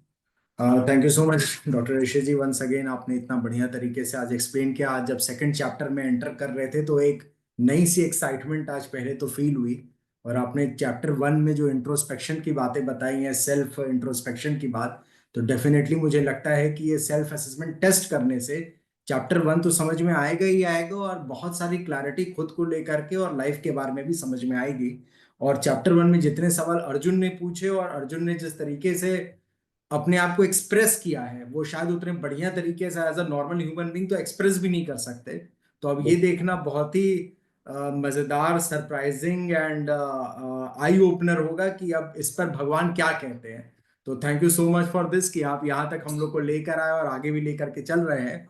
और मैं यहाँ अपने सारे मेंबर्स के साथ और आपके साथ इस बात को जरूर कहूंगा कि इस तरह के सेशंस और जो भी बीच बीच में और भी हम लोग ले रहे हैं, तो अजय भारत प्रकल्प की जो मुहिम है, ये मुझे लगता है कि हम लोग को एक नया जीवन इनफैक्ट वो देने वाली है। और ये नया जीवन मुझे लगता है गीता के साथ साथ अगले 6 महीने 8 महीने मेरे को लगता है कम से कम ये सेशंस हमारे चलने ही चल रहे हैं। तो उसके बाद एकदम 2025 के बाद हम लोग नए रूप में निकल के आएंगे। और अंदर से अगर हमारा हृदय परिवर्तन है तो बाहरी आवरण में क्या होता है क्या नहीं होता है, God knows, will see that. सभी लोगों से मेरे यहाँ ये एक और रिक्वेस्ट जो है वो जरूर रहेगा कि अजय भारत प्रकल्प को और बल और मदद और जो है ये मजबूत बनाने के लिए आप अपना सहयोग हर महीने जैसे देते आए हैं, जो लोगों ने ऑलरेडी टिकट ये अपना वो दे भी चुके हैं, उनको बहुत बहुत धन्यवाद। लेकिन जिन लोगों ने अभी तक अगर कंट्रीब्यूट नहीं किया तो उन सभी से रिक्वेस्ट कि अपने इस महीने का भी कंट्रीब्यूशन जरूर कर दे। और इसकी एक फाइनल बैलेंस शीट हमारी जनवरी तक की तो प्रिपेयर्ड है, और इस महीने की भी हम लोग प्रिपेयर करके आप सभी के सामने रख देंगे। Thank you so much and thank you so much once again. जी। अभी रविवार को ही, अगले ये जो अब आ रहा है रविवार को, पूना में हम रुद्र गायत्री यज्ञ कर रहे हैं। शिवरात्रि है 26 तारीख को, उसके पहले का अवसर है। तो इसमें भी वही किया गया है कि कुछ सोशल मीडिया, हम किसी को जानते ही नहीं, ऐसे ही व्यक्तियों को बुलाया जाएगा, उनको रुद्र गायत्री यज्ञ के बारे में बताया जाएगा, उनके हाथ से आहुतियां दिलवाई जाएगी। और आप सब लोगों का पुण्य, क्योंकि डोनेशन से ही तो वो सब सामान आ रहा है, तो आप सब लोगों का पुण्य उसमें है। अच्छे कार्य को करने वाला, अच्छे कार्य का अनुमोदन करने वाला और अच्छे कार्य की प्रेरणा करने वाला, ये तीनों को बराबर पुण्य मिलता है, ये बात याद रखिएगा। तो जो वहां पर कर रहा है उनको जितना पुण्य है, उतना ही उस कार्य को करवाने वाले का, और उतना ही उसके लिए व्यवस्था देने वाले, व्यवस्था देने वाले, तो वो तो बड़ी बात है ना भैया। व्यवस्था नहीं होती तो करने वाला क्या करेगा, और लाएंगे लोग कहाँ से आते? तो ये सभी को बराबर पुण्य है। इसी तरह बुरे कार्य को करने वाला, बुरे कार्य को करवाने वाला और बुरे कार्य के लिए प्रेरणा करने वाला, तीनों को इक्वल पाप लगता है, ये बात याद रखिएगा। तो जीवन में इससे बड़ा विशेष, अच्छा इसमें एक और कार्य कर रहे हैं गौरव जी, आपने बात निकाली तो हम बताएं कि बहुत जल्दी आप सब लोगों के बीच में भी डिटेल इसकी हम रखेंगे। हम लोग एक अलग सा प्रोजेक्ट शुरुआत कर रहे हैं पूना से, और वो देशव्यापी होगा। हम क्या कर रहे हैं, बहुत से लोग जीवन में ऑर्फन डॉग्स को, कैट्स को, एटसेट्रा को गोद लेते हैं, कुछ लोग उनको रेस्क्यू करते हैं, कुछ उनको पालते हैं, कुछ लोग ऑर्फन बच्चों को चैरिटी करते हैं, पालने का कार्य करते हैं, कुछ लोग ऑर्फन जो माता पिता हैं मतलब वृद्धाश्रमों में जाते हैं, मदद करते हैं। हमने एक बीड़ा उठाया है ऑर्फन टेम्पल्स को गोद लेने का। आप देखें, आपके गांव में, शहरों में ऐसे बहुत सारे मंदिर हैं। मैं समझता हूं अब कोई नया मंदिर बनाने की जरूरत नहीं है। छोटे छोटे मंदिर इतने खंडित अवस्था में, जर्जर अवस्था में, कुत्ते मंदिर के अंदर घुस रहे हैं, वहीं पे वो जहाँ भगवान का विग्रह रखा हुआ वहीं पे यूरिन कर रहे हैं, गेट नहीं है मंदिर को, दीवार टूटी हुई है। छोटे छोटे गांव में, शहरों में लोग मंदिर बना के भूल जाते हैं। अजय भारत प्रकल्प की जो धार्मिक विंग है, वो लोगों के बीच में जाके ये कह रही है उनसे कि देश में ऐसे जर्जर हालत में जो मंदिर हैं, ये हमारी संस्कृति के, हमारी आस्था के केंद्र हैं। इसको देख के दूसरे लोग मजाक उड़ाते हैं कि ये है हिंदुओं की निष्ठा, ये है हिंदुओं की अपने धर्म के लिए का प्रेम। तो इसको देखते हुए हम कोशिश ये कर रहे हैं, एक छोटा मोटा एस्टिमेट हमने लगाया है कि एक सामान्य मंदिर का जीर्णोद्धार करवाने का लगभग खर्चा, अगर उसको पेंट वेंट करना है, दीवार वार बनानी है, कुछ ठीक ठाक करना है, 15-20 हजार 25 हजार रुपए लगेंगे। तो हम लोगों से अनुरोध कर रहे हैं, अब ये रुद्र गायत्री यज्ञ में जो आए, वो जो सूर्य पूजा में पहले लोग आए थे, अब इनको हम अपील करेंगे कि आप अजय भारत से जुड़िए, अपने अपने आसपास के इलाकों में देखिए ऐसे टूटे फूटे मंदिर कौन से हैं, उन मंदिरों को ठीक ठाक करवाना। और हमारा कोई उसमें मंदिरों को कैप्चर करने का इंटरेस्ट नहीं है, वो उसी के व्यवस्थापक को हम दे देंगे। उससे केवल इतना अनुरोध करेंगे कि ये मंदिर के निर्माण में अजय भारत का जो योगदान रहा, आप कहीं एक पट्टी लगा के उसके को जरूर बताएं। और इस प्रकार का एक बड़ा कार्य जो है हम इसमें कर रहे हैं। तो आप सब लोगों से विशेष रूप से अनुरोध है, लोगों को प्रेरणा करें। अपने शहर में भी इस तरह के कोई छोटे मोटे टूटे फूटे मंदिर हैं तो आप फोटो खींच के रखें, उनके व्यवस्थापकों से बात करके रखें और हमें भेजें, ताकि हम ये कह सकें कि हमने केवल पूना में नहीं, इन शहरों में भी इस प्रकार के मंदिरों का निर्माण का कार्य हमने किया है। चाहे वो हनुमान जी का मंदिर हो, भैरव जी का हो, बहुत से ऐसे मंदिर हैं जिनको देख के हमें लगता है यार ये क्या किया हुआ है, कैसे यहाँ पर अर्चा विग्रहों की दुर्दशा हो रही है। तो इस प्रकार अगर कहीं दिखाई दे, तुरंत उसका फोटो वोटो लेके जगह वगह नोट करके रख ले। धीरे धीरे हम पूरे भारत भर में इस मुहिम को चलाएंगे। तो बहुत बहुत धन्यवाद गौरव जी उत्साहवर्धन के लिए। और अब डॉक्टर सुनील सैन के पास। Thank you. Good evening sir. जी।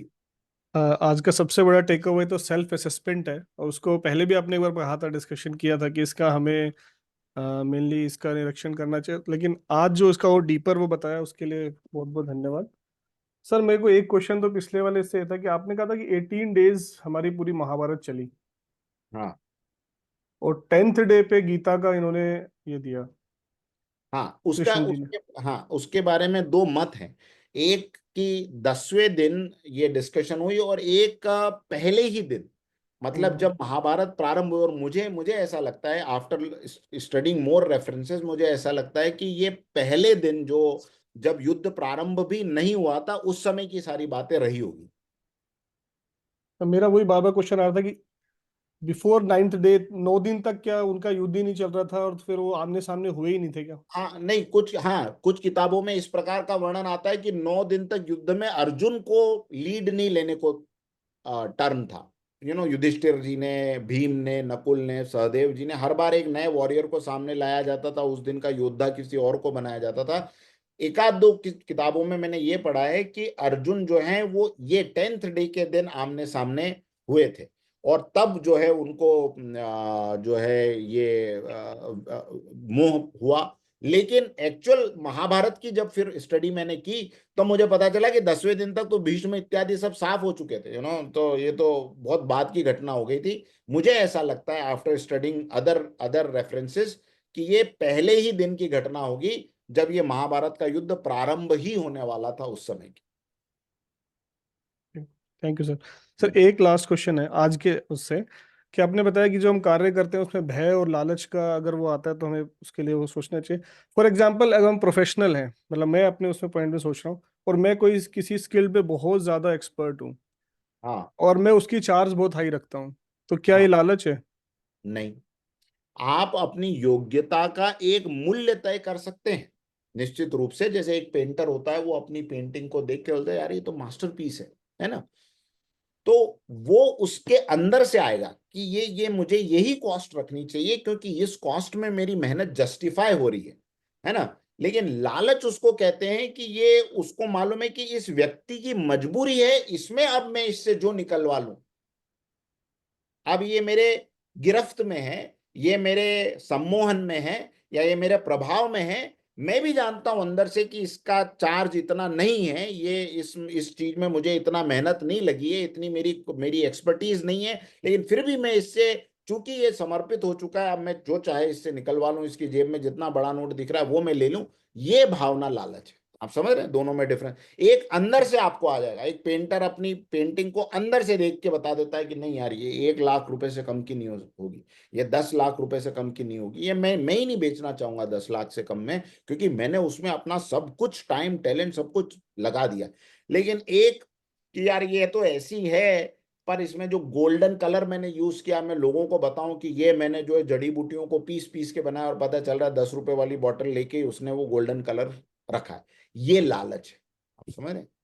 तो अंदर से पता चलेगा कि ये मैं लालच की भावना से कर रहा हूं, या ये वास्तव में मेरे अंदर से इसका मूल्य ये आता है। और ये मूल्य आता है तो फिर तो सबके लिए समान हो जाएगा ना, वो तो कहेगा यार आप लो या कोई और ले, मेरा प्राइस इतना ही है।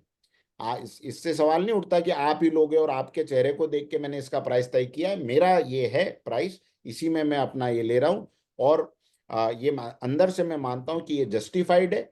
लेकिन हाँ, कोई इसको देख के ये मूल्य, उसको देख के ये मूल्य, कोई जिसको कहते हैं अच्छा बकरा आया बड़ा, अब इसको देख के कुछ और मूल्य, ये लालच। क्लियर हुआ?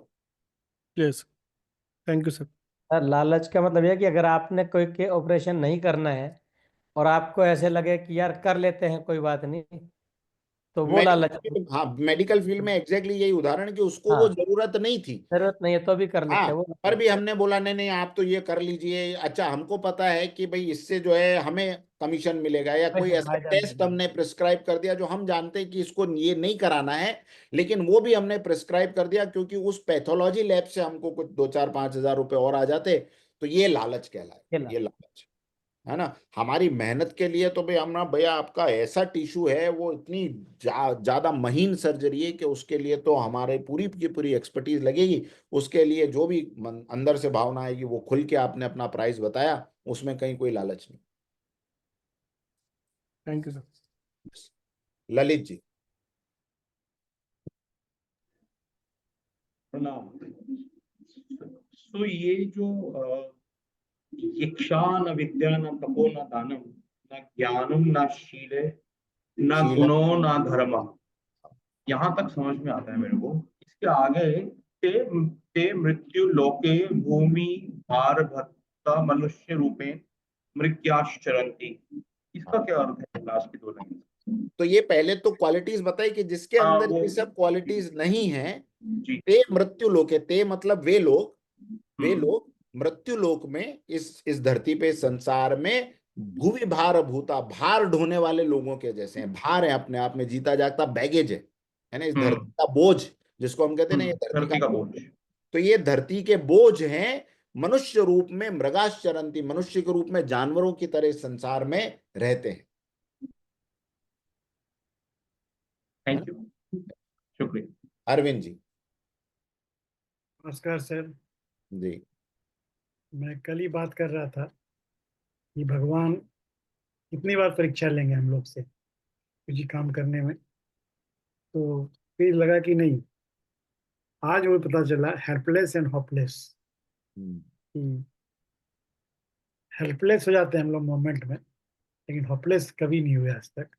आज इतनी अच्छी तरह आपने समझाया, तो इसका मतलब हुआ कि भगवान हमारे साथ हैं, कि हम होपलेस नहीं है। ये समझ में आपकी गीता क्लास करने से समझ में आया। धन्यवाद सर। हाँ, कई बार भगवान की भी इच्छा होती है कि मैं इस व्यक्ति को अपनी तरफ मोड़ूं, तो भी उसको संसार के लोगों से हेल्पलेस कर देते हैं। द्रौपदी को किया ना हेल्पलेस, सामने पांडव बैठे हुए हैं सारे के सारे, लेकिन हेल्पलेस कर दिया, किसी की हिम्मत नहीं थी। भीष्म पितामह बैठे हुए तो निर्वस्त्र किया जा रहा था, किसी की हिम्मत नहीं थी। और द्रौपदी ने भी पहले तो सबको पुकारा, अर्जुन को पुकारा, नकुल सहदेव को पुकारा, युधिष्ठिर को पुकारा, पितामह को पुकारा, द्रोणाचार्य को पुकारा, कोई नहीं उठा। लेकिन जब सबसे हेल्पलेस हो गई तो भगवान की होप उसको थी, और दोनों फिर हाथ उठा के, शरीर से वस्त्र खींचे जा रहे लेकिन हाथ फिर अब तक पकड़ के रखा था, लेकिन फिर वो भी छोड़ के हाथ उठा दिए, हे माधव, हे गोविंद, हे कृष्ण। अब जब हे माधव हे गोविंद क्या, वहीं उसी सेकंड में भगवान वस्त्रावतार के रूप में आ गए। वो दुशासन खींचता रहा लेकिन वस्त्र कम नहीं हुए। तो ये कई बार होता है जब भगवान आपको संसार के कुछ लोगों की असलियत दिखाना चाहते हैं या संसार के कुछ लोगों की रंग दिखाना चाहते हैं, तो वो आपको उन लोगों से हेल्पलेस कर देते हैं, ताकि ये याद रहे कि किसका सहारा असली है और कहाँ पकड़ के रखना है। तो एक ग्रेट उनका सहारा सबसे बड़ा है, उसकी तरफ रहना। जी, धन्यवाद सर। बहुत बहुत धन्यवाद। तो चलिए मित्रों, सब लोगों के आई थिंक प्रश्न भी खत्म हो गए और आज का सेशन यहीं पे हम विराम। अरविंद जी, हाँ, आपका हाथ मुझे दिखा, प्लीज बताएं। सर ये सेल्फ असेसमेंट का आपने बताया, तो हम्म। जैसे लोभ लालच वाला है, तो हाँ ठीक है कि मैं लालच नहीं करता, मैं कोई रिश्वत या कुछ नहीं लेता हूँ, लेकिन कहीं देनी पड़े तो वो भी तो हाँ गलत तो है ना। हाँ हाँ हाँ। कैसे जस्टिफाई कर। निश्चित रूप से गलत ही है। उसको ईश्वर की नजर में और कानून की नजर में, दोनों की नजरों में रिश्वत देना और रिश्वत लेना दोनों ही पाप है। लेकिन अब कहीं कहीं ऐसी कठिन परिस्थिति आ जाती है, मैं एकदम व्यवहारिक बात कहूंगा, संतों के पास जाएंगे तो आपको एक ही आंसर है कि बिल्कुल अलाउड, बिल्कुल नहीं, बिल्कुल नहीं, आप कर ही नहीं सकते। और ये बात सही भी है।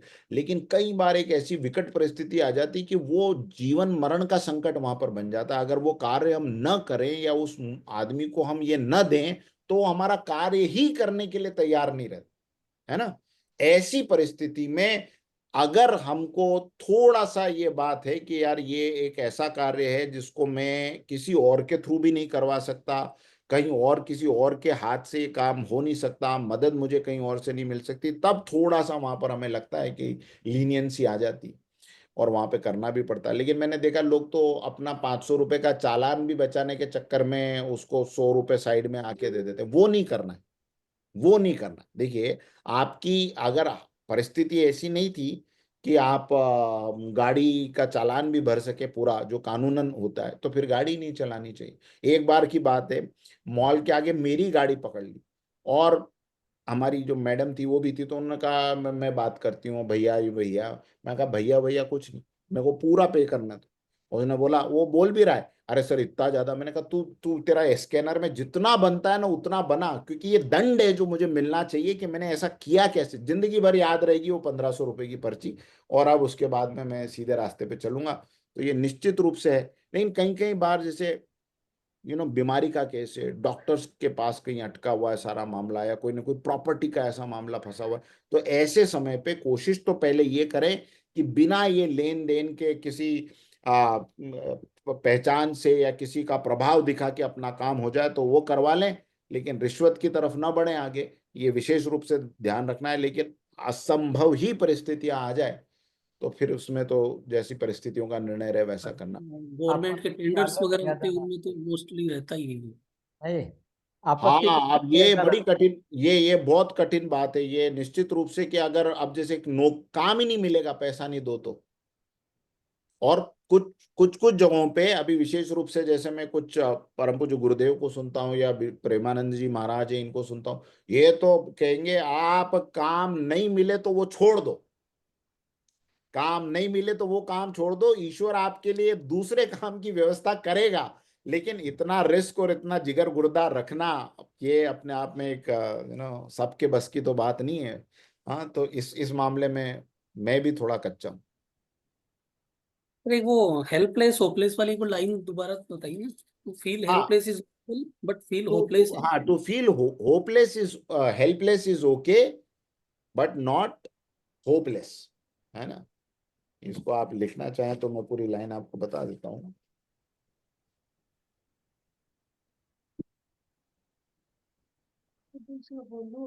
किसी ने नोट किया है? हाँ, ये रहा, to feel helpless is normal, to be hopeless is not.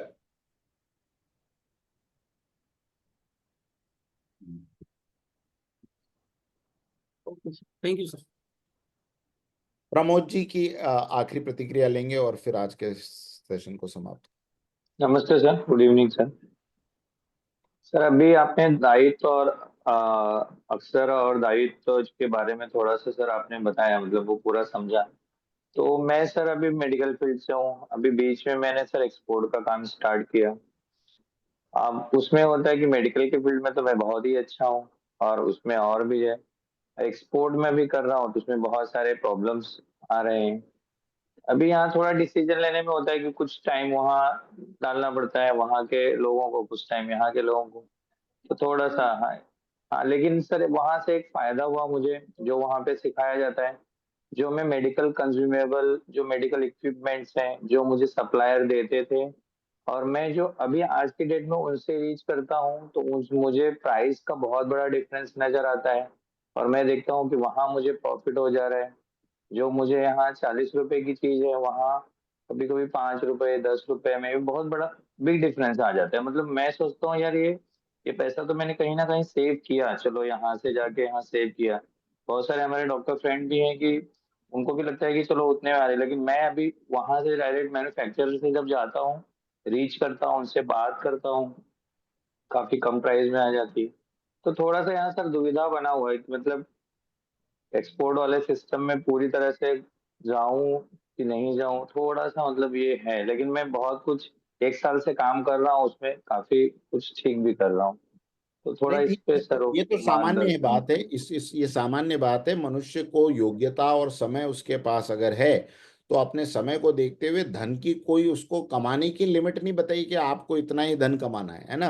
आपको अपने जीवन में पुरुषार्थ करते हुए जितना आप कमा सकते हैं उतने कमाने की शास्त्रीय अधिकार है। जितनी तरीकों से आप कमा सकते हैं उतने तरीकों से उसका व्यय करने का अधिकार ईश्वर ने आपका लिमिट करके रखा हुआ है। व्यय कैसे करें, कहाँ करें, बस इसके बारे में शास्त्र आपको आज्ञा देता है। लेकिन कमाने के बारे में ये नहीं कि बस इतना ही कमाना है उतना ही कमाना है। तो ये विशेष रूप से ध्यान रखिए कि अगर आपके पास समय भी है और आप दोनों चीजें बिजनेस की मैनेज कर पा रहे हैं तो दूसरी जगह कोई नई चीज सीखना और उससे अपने व्यापार में लाभ कमाना, इसमें कोई गलत बात नहीं है। लेकिन जहां भी जाएं, भगवान कृष्ण इस श्लोक के माध्यम से कह रहे हैं कि योग्य बन के जाएं, अपने आप को पूरा उस फील्ड का निष्णात बनाएं, पूरा उसका अध्ययन करें और फिर सोच समझ के अपना निर्णय लेके आगे बढ़ें। बस उसमें क्या है ना। Thank you sir. Multiple businesses manage करना is completely okay, so long ये आपकी हेल्थ पे टोल नहीं करे, नंबर वन। ये आपके परिवार की जो एक हार्मनी है उस पे टोल ना करे। ये इन चीजों का ध्यान रखना है कि इनकी कॉस्ट पे नहीं, कि दिन रात पैसे के पीछे मरे जा रहे हैं, बाद में फाइनली अपने को ही पता लग गया कि अब लेटना पड़ रहा है बेड पे जाके। तो ये ना हो, पहली चीज। और परिवार की जो सुख शांति हार्मनी है वो भी इसके वजह से डिस्टर्ब नहीं हो, ये दूसरी चीज। ये दो चीजों का ध्यान में रखते हुए अगर अपन कमाएं तो कोई दिक्कत नहीं। Doctor Dinesh. Okay, thank you. नहीं, एक तो वो था कि जैसे बोल रहा है कि रिश्वत लेना, तो शास्त्र में भी लिखा कि आपत्ति काले मर्यादा नास्ति। तो अगर हाँ ऐसा कोई आपत्ति काल ही है तो फिर कुछ तो करना पड़ेगा कभी कभार। तो वो तो थोड़ा उसका इतना मर्यादा में चलेंगे तो कई बार नहीं, प्रैक्टिकल लाइफ भी पॉसिबल नहीं है। हाँ, फिर तो विरक्त हो जाना पड़ेगा आपके, भाई अब हमको ना ऐसा बिजनेस करना है ना ऐसे संसार में रहना है। लाओ अपनी लंगोटी लगाओ और चल पड़ो भगवान के रास्ते पे। तो वो, लेकिन गृहस्थ लोगों को तो मर्यादा को ध्यान में रखते हुए चलना है। पहले पूरी कोशिश करनी है अपने तरीके से कि सर ऐसा नहीं, मतलब हम भी ईमानदारी से कमाने वाले लोग हैं, बड़ा मार्जिन हमारा भी कम है, थोड़ा सा देखिए, लॉन्ग टर्म अच्छी सर्विस देंगे। जो भी अपनी तरफ से हम उस चीज को रिफ्यूज करने के लिए जो भी कुछ एक बात कर रख सके, फिर उसके बाद भी बात नहीं बनती और धर्मयुक्त आपको पता है कि आप इसमें फिर आगे चल के कोई, मतलब उस लाभ को कमाने के लिए बेईमानी हम नहीं करेंगे, तो फिर वो निश्चित रूप से अच्छा। जैसे एक छोटा सा एग्जांपल देके बात खत्म करूं, रेलवे का टेंडर निकला, यात्रियों को खाना खिलाना था तो जो सरकारी अधिकारी है उसने भी खूब पैसा मांग लिया रिश्वत के रूप में। टेंडर भी सबसे लोएस्ट में कोट किया। अब वो क्या कर रहा है, उस बचे हुए पैसे में प्रॉफिट कमाने के लिए सड़ी हुई दाल, सड़ा हुआ चावल, आप समझ रहे हैं जो एक एग्जांपल के थ्रू, तो वो बड़ा, फिर वो गलत हो जाएगा। वहां गलत हो जाएगा कि अब आपको कर्तव्य मिला था कि आपको यात्रियों को, आपने टेंडर लिया था खाना खिलाने का वहां की मेस का, और आपने वहां पर गंदा खाना खिला के उन यात्रियों का स्वास्थ्य खराब किया, किसी की जान के साथ आप खेल गए, तो ये भयंकर, महाभयंकर पाप हो जाएगा। तो ऐसा काम हम कितना कर पाएंगे, कितना नहीं कर पाएंगे, वही बस तलवार की धार है। उसी पे निर्णय लेना है कि यार इधर भी पैसा चला गया, लेकिन इधर मैंने क्वालिटी में या किसी और को नुकसान नहीं होने दिया, वो नुकसान मैंने अपना झेल लिया, अपनी मार्जिन में से उसको देख लिया। ये अपने को ध्यान रख, है ना। और अभी एक लेख मेरे बात मैं पढ़ रहा था, उसमें मेरे फोन पे मैंने सेव किया है, पैसा कमाना कला है तो खर्च करना भी हुनर है। पंडित सही। विजय शंकर मेहता का एक लेख आया था, पैसा हाँ। कमाना कला है तो खर्च करना भी हुनर। खर्च कैसे करना, ये इंपॉर्टेंट चीज। हम्म। तो आगे इसकी खर्च की कला पे भी कभी अपन बात करेंगे, पर अभी मुख्य रूप से ये है कि जहां अब बिल्कुल ही अब काम नहीं चल रहा है, तो जो दिनेश जी ने बताई बात, आपत्ति काले मर्यादा नास्ति, निश्चित रूप से एक सूत्र है ये। आपको पता है, एक छोटी सी बात बता दूं, वाल्मीकि जी ने या विश्वामित्र जी ने, किसी ने आपत्ति काल पड़ने पर कुत्ते का मांस खा के भी अपने आप को जीवित रखा। ऐसा एक समय भीषण आया, भयानक अकाल, दूर दूर तक कुछ नहीं खाने के लिए। और ऋषि, ब्रह्म ऋषि जिसको कहते हैं ना, जिसको हम कहते हैं कि प्याज लहसुन भी जो है खाना जिनको गवारा नहीं होता है, लेकिन आपत्ति काल आने पर मर्यादा नास्ति, ये बात बिल्कुल सही है कि वो उस समय में जीवन को बचाना सबसे ज्यादा जरूरी था, तो कुत्ते का मांस खा के भी जीवन को बचाया। तो ये बात है, लेकिन किस परिस्थिति में, अब इसको हम रोज का नियम बना लें कि वाह बढ़िया, हर परिस्थिति को आपत्ति काल समझो, हर परिस्थिति में, तो ये तो ईश्वर ईश्वर के और आपके बीच की बात है। वहां पे वो बता देगा कि अंदर कि नहीं बेटा, ये आपत्ति काल था नहीं, ये तूने मान लिया आपत्ति काल, और इसमें तेने अपनी मर्यादा तोड़ दी, तो फिर ये गलत हो जाएगा, है ना। चलिए शांति पाठ कर लेते हैं। ओम असतो मा सद्गमय, तमसो मा ज्योतिर्गमय, मृत्योर्मामृतं गमय।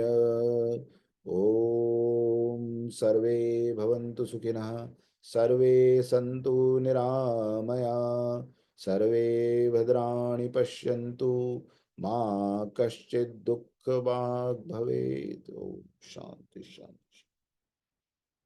अगले सत्र में फिर से मुलाकात होगी, तब तक के लिए सभी को शुभ रात्रि।